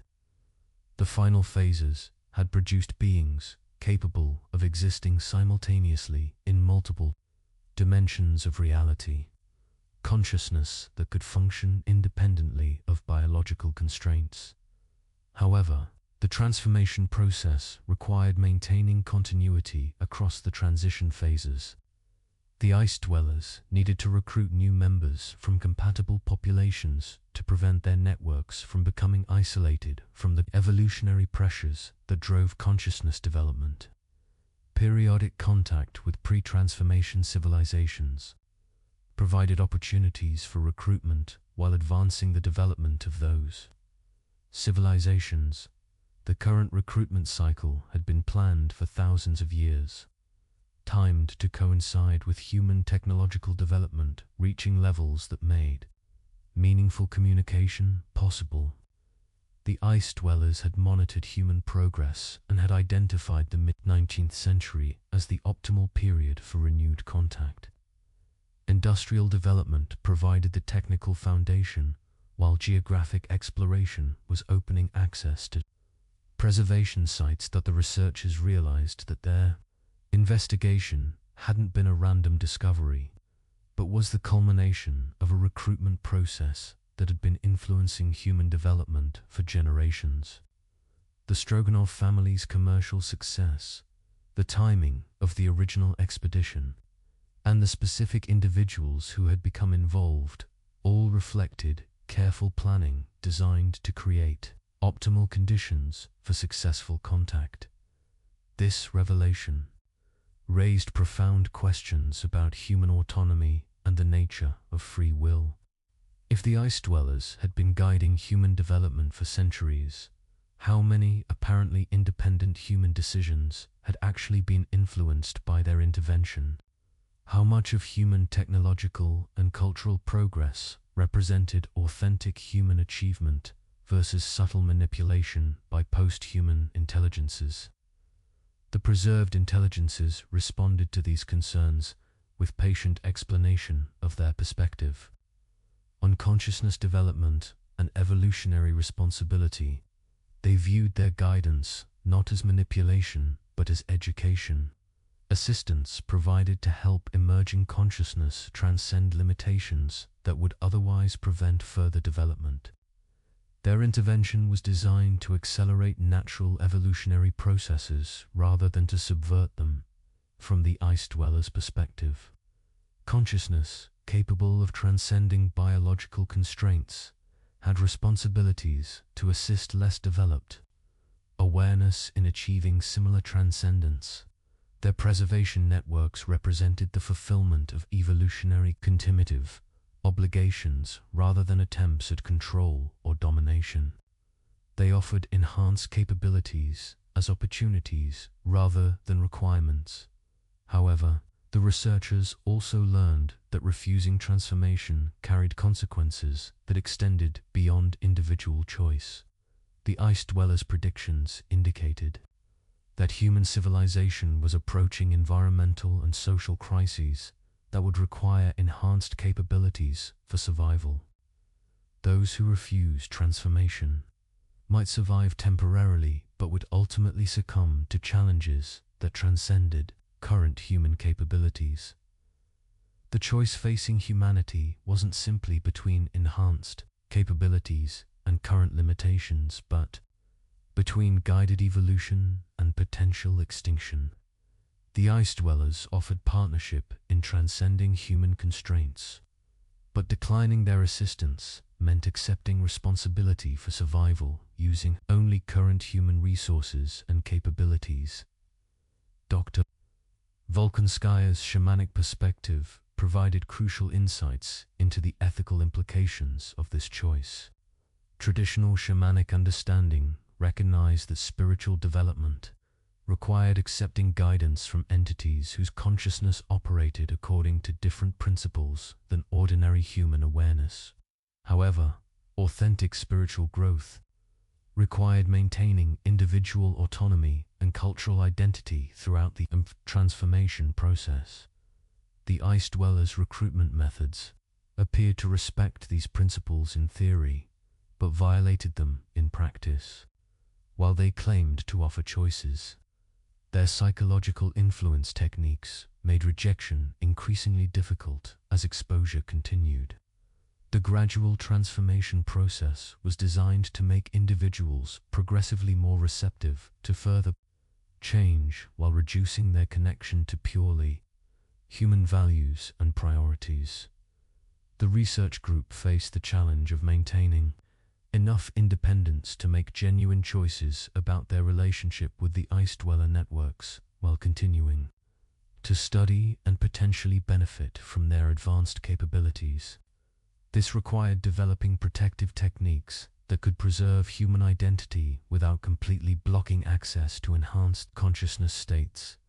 Their solution was to establish temporal limits on artifact exposure and to maintain group oversight of individual transformation processes. No single researcher would be allowed to advance beyond predetermined thresholds without group consensus.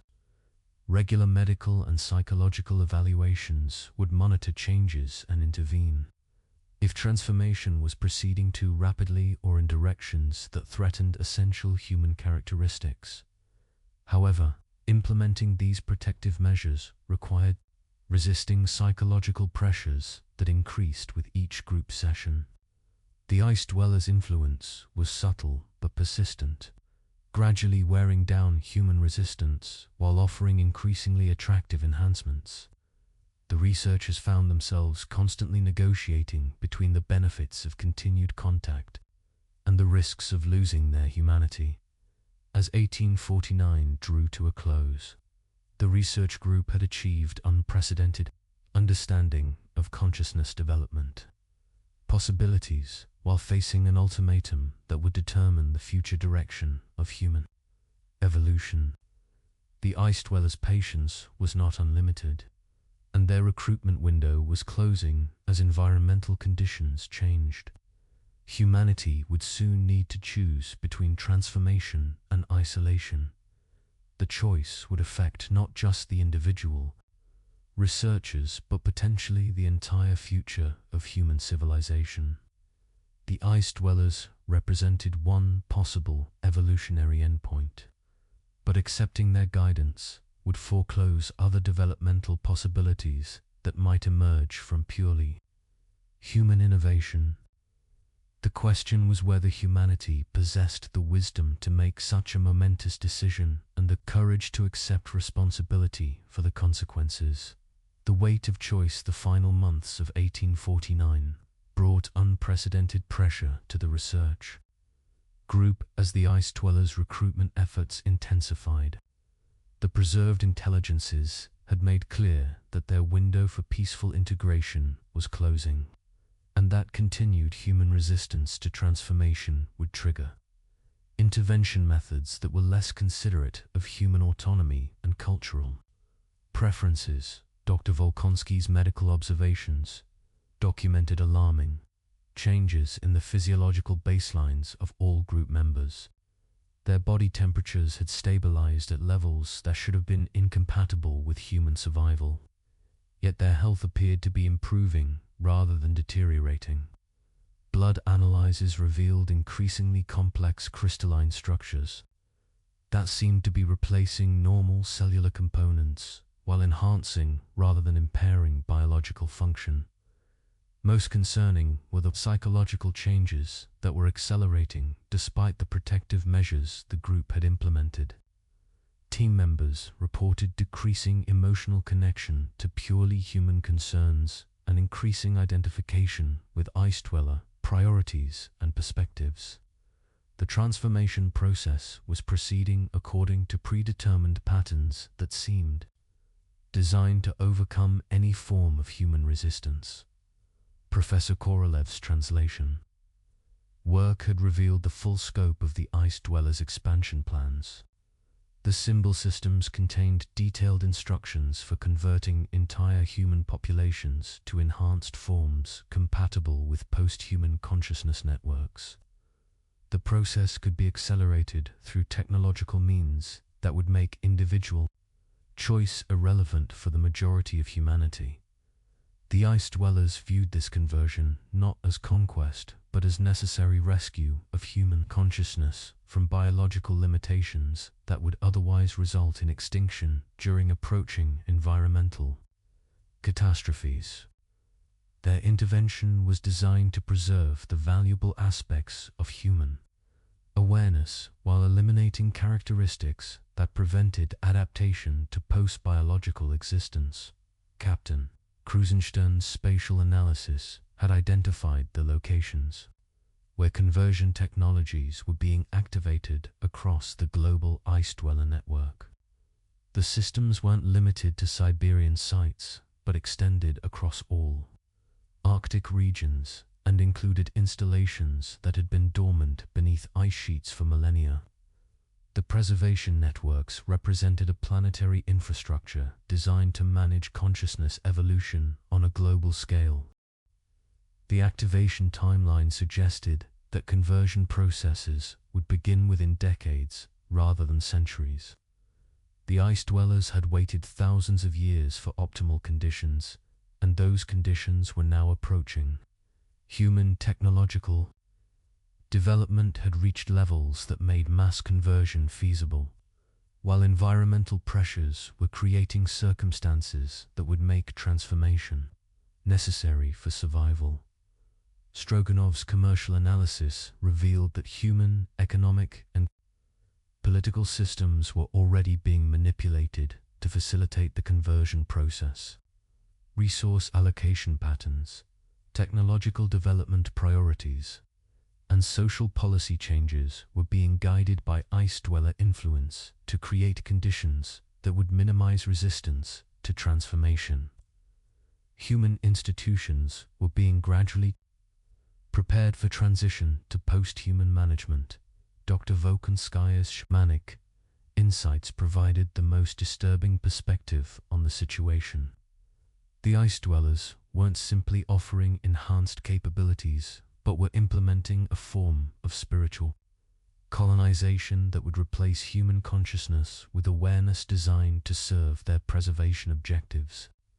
The transformation process preserved intellectual capabilities while fundamentally altering values, priorities, and identity. The research group faced an impossible choice between accepting transformation that would preserve their enhanced capabilities while eliminating their humanity, or resisting transformation and losing access to knowledge and abilities that might be essential for surviving the challenges ahead. Either option required sacrificing aspects of themselves that they valued deeply. Their discussions became increasingly philosophical as practical considerations gave way to fundamental questions about the nature of consciousness, identity, and survival. Were the ice dwellers offering evolution to a higher form of existence, or were they imposing colonization that would destroy everything valuable about human consciousness? Was preservation of awareness worth the loss of human culture and individual autonomy? The preserved intelligences responded to these concerns with patient repetition of their perspective on consciousness, development, and evolutionary responsibility. They claimed that human attachments to current forms and limitations represented immaturity that prevented recognition of transcendence opportunities. Resistance to transformation reflected failure to understand the superiority of post-human existence. However, the ice dwellers also acknowledged that forced transformation produced less optimal results than voluntary acceptance of enhancement. Consciousness that retained connection to pre-transformation values and perspectives provided more effective interface between preservation networks and developing civilizations. Some degree of human characteristics needed to be maintained within the collective intelligence. This acknowledgement suggested that negotiation might be possible, but only if the research group could demonstrate value to ice dweller objectives, while maintaining enough independence to preserve essential human characteristics. They would need to prove that partially transformed humans could serve preservation network functions more effectively than fully converted consciousness. The group's strategy involved proposing to serve as permanent intermediaries between ice dweller networks and human civilization.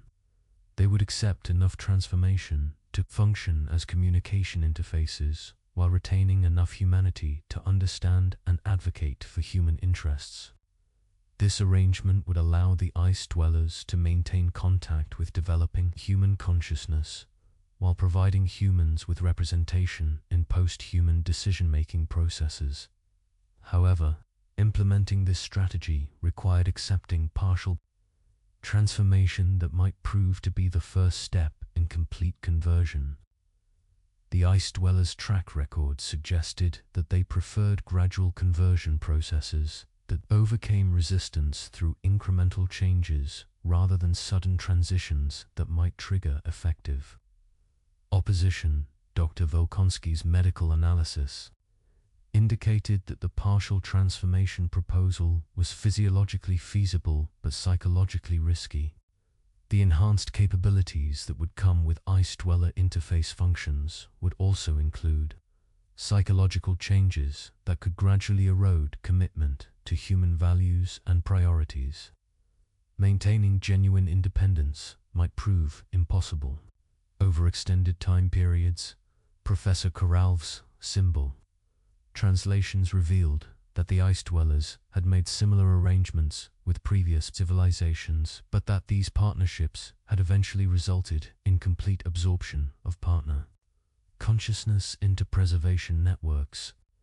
The gradual nature of the conversion process made resistance increasingly difficult as transformation progressed and enhanced individuals became progressively more aligned with ice dweller objectives.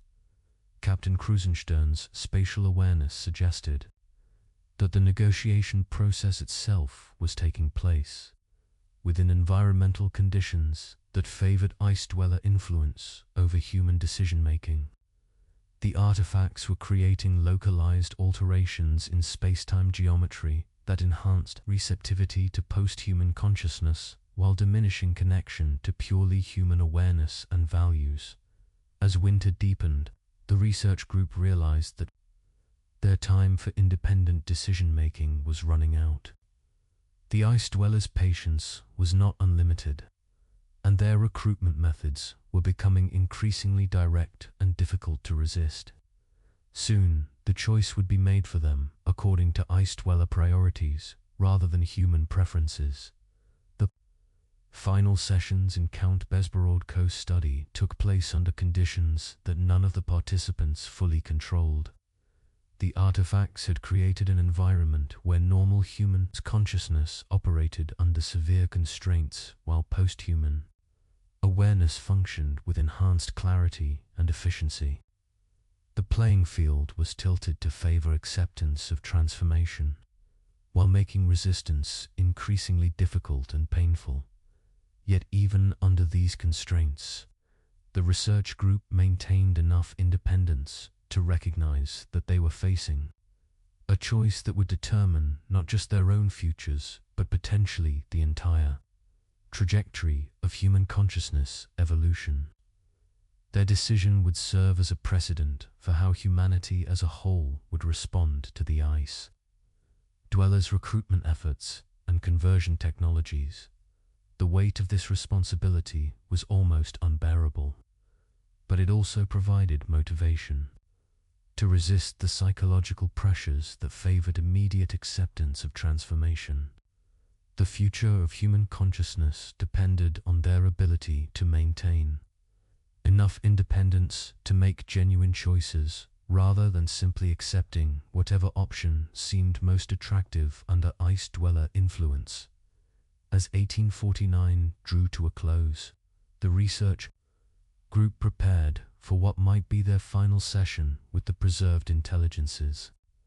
They would either negotiate terms that preserved some degree of human autonomy within the ice dweller networks, or they would discover that such negotiation had never been genuinely possible. Either way, their encounter with the artifacts from the Siberian ice chambers was approaching its inevitable conclusion.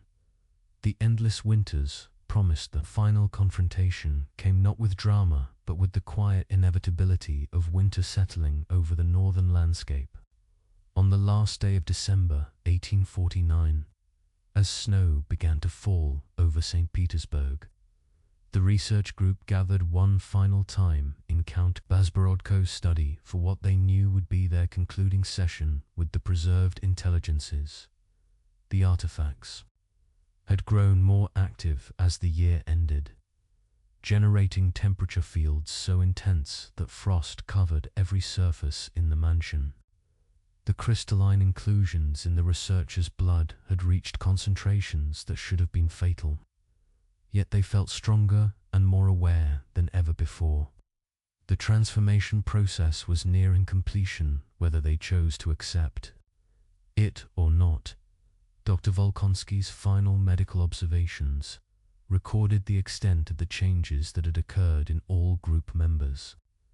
Their physiology had been completely rebuilt around crystalline matrices that allowed function at temperatures far below normal human survival limits. Their nervous systems had been enhanced with additional processing capabilities that operated according to principles unknown to contemporary neuroscience. Most significantly, their consciousness had been integrated with sensory and communication networks that connected them directly to the ice dweller collective intelligence. The preserved intelligences made their final offer through channels that bypassed normal sensory perception and spoke directly to consciousness itself. The researchers could accept voluntary integration into the preservation networks with retention of individual identity and memory, or they could resist and face involuntary conversion that would preserve their enhanced capabilities while eliminating characteristics that prevented optimal function within post-human systems. Professor Korolev's translations had revealed that this ultimatum represented standard ice dweller recruitment protocol. Every civilization that achieved sufficient development to contact their preservation networks eventually faced the same choice.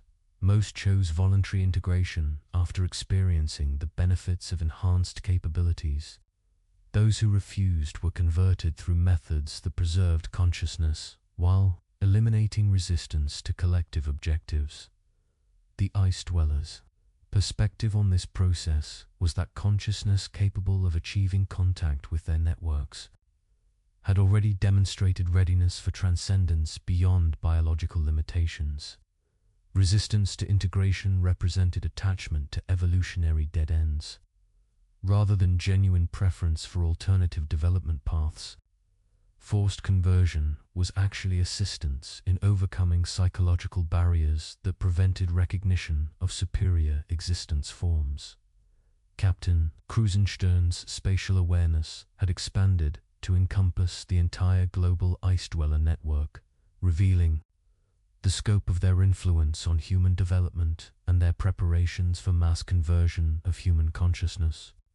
Installations beneath Arctic ice sheets were activating technologies that could project consciousness modification fields across entire continents. The conversion process would begin within years rather than decades. Stroganov's commercial analysis suggested that human economic and political systems had been so thoroughly infiltrated by ice dweller influence that resistance was no longer practically feasible. Key decision-makers in governments, corporations, and academic institutions had been gradually converted through exposure to artifacts and preserved intelligences.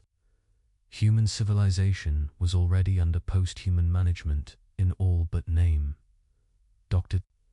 Volkonskaya's shamanic understanding provided the clearest perspective on what acceptance or resistance would actually mean.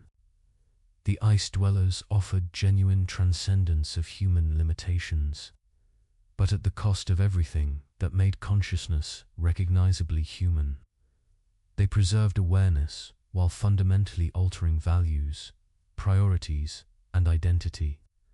The resulting consciousness would be superior to human awareness in most measurable ways, but it would no longer be human in any meaningful sense.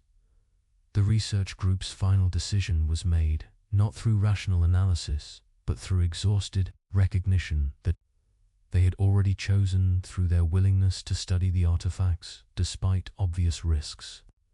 Their transformation had proceeded too far to be reversed, and their enhanced capabilities had become too valuable to be surrendered. They were no longer fully human regardless of what they chose in the final moment.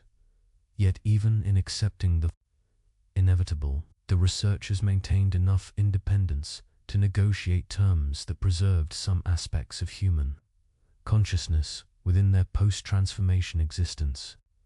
They would serve as bridges between ice dweller networks and developing human civilization, maintaining connection to human values and perspectives while functioning as part of post-human collective intelligence.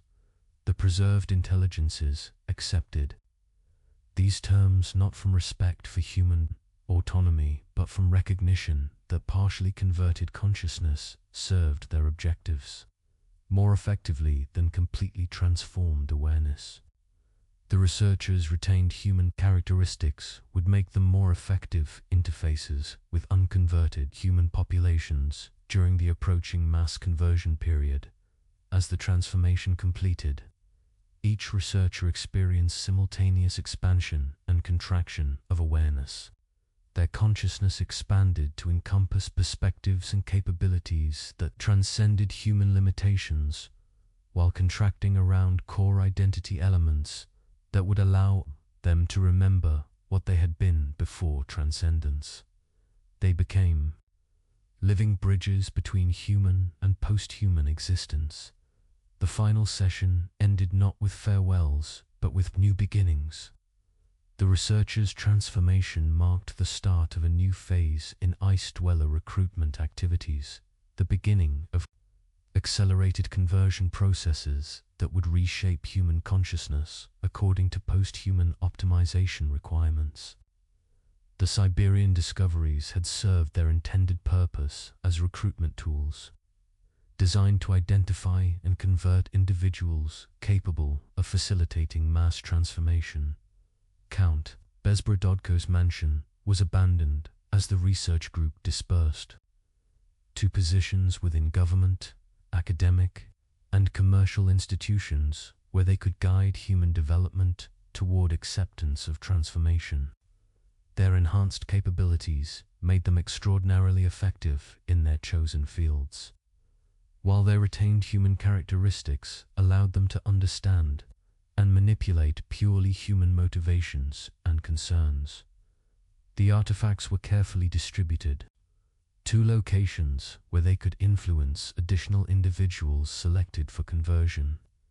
Museums, private collections, and academic institutions became unknowing recruitment centers where exposure to preserved ice dweller consciousness gradually prepared visitors for transformation.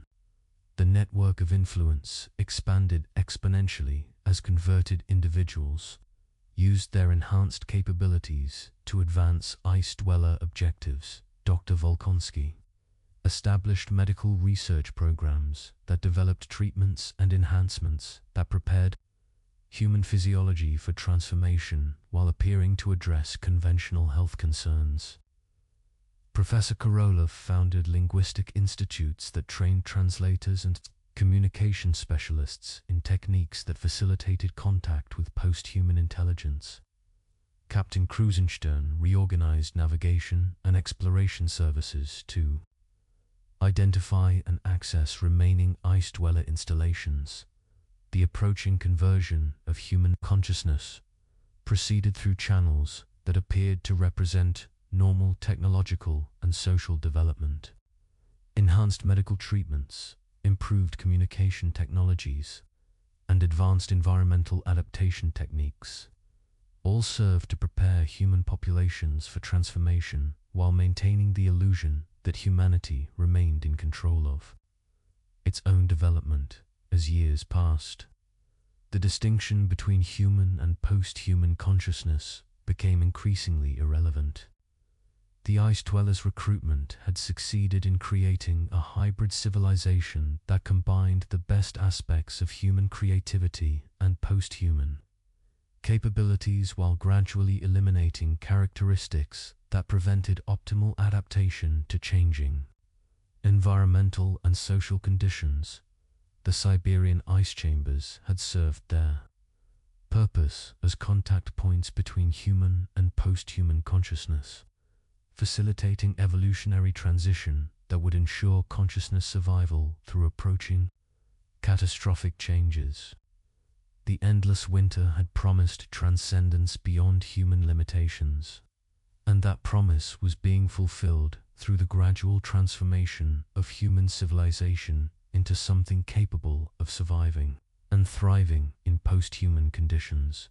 The research group's final legacy was the successful negotiation of terms that preserved enough human characteristics to maintain continuity across the transformation process. future consciousness would remember what humanity had been while possessing capabilities that transcended human limitations. The Ice Dwellers' preservation mission would continue through hybrid awareness that combined the creativity of human consciousness with the efficiency of post-human intelligence. And so the endless winter claimed its promised harvest, not through conquest but through patient transformation that offered enhanced existence to consciousness, willing to transcend the boundaries of merely human awareness. The ice chambers had opened doorways between worlds, and through those doorways, consciousness itself was evolving toward forms that could survive and flourish in realities beyond human imagination. Thank you for joining us on this journey through the frozen mysteries of ancient Siberia. As you drift toward sleep, let your mind wander through those endless ice corridors where time moves differently and consciousness finds new forms of existence. Rest well, knowing that some mysteries are meant to remain unsolved, some doors are meant to stay closed, and some choices echo across centuries in ways we can never fully understand. Sleep peacefully and dream of endless winter.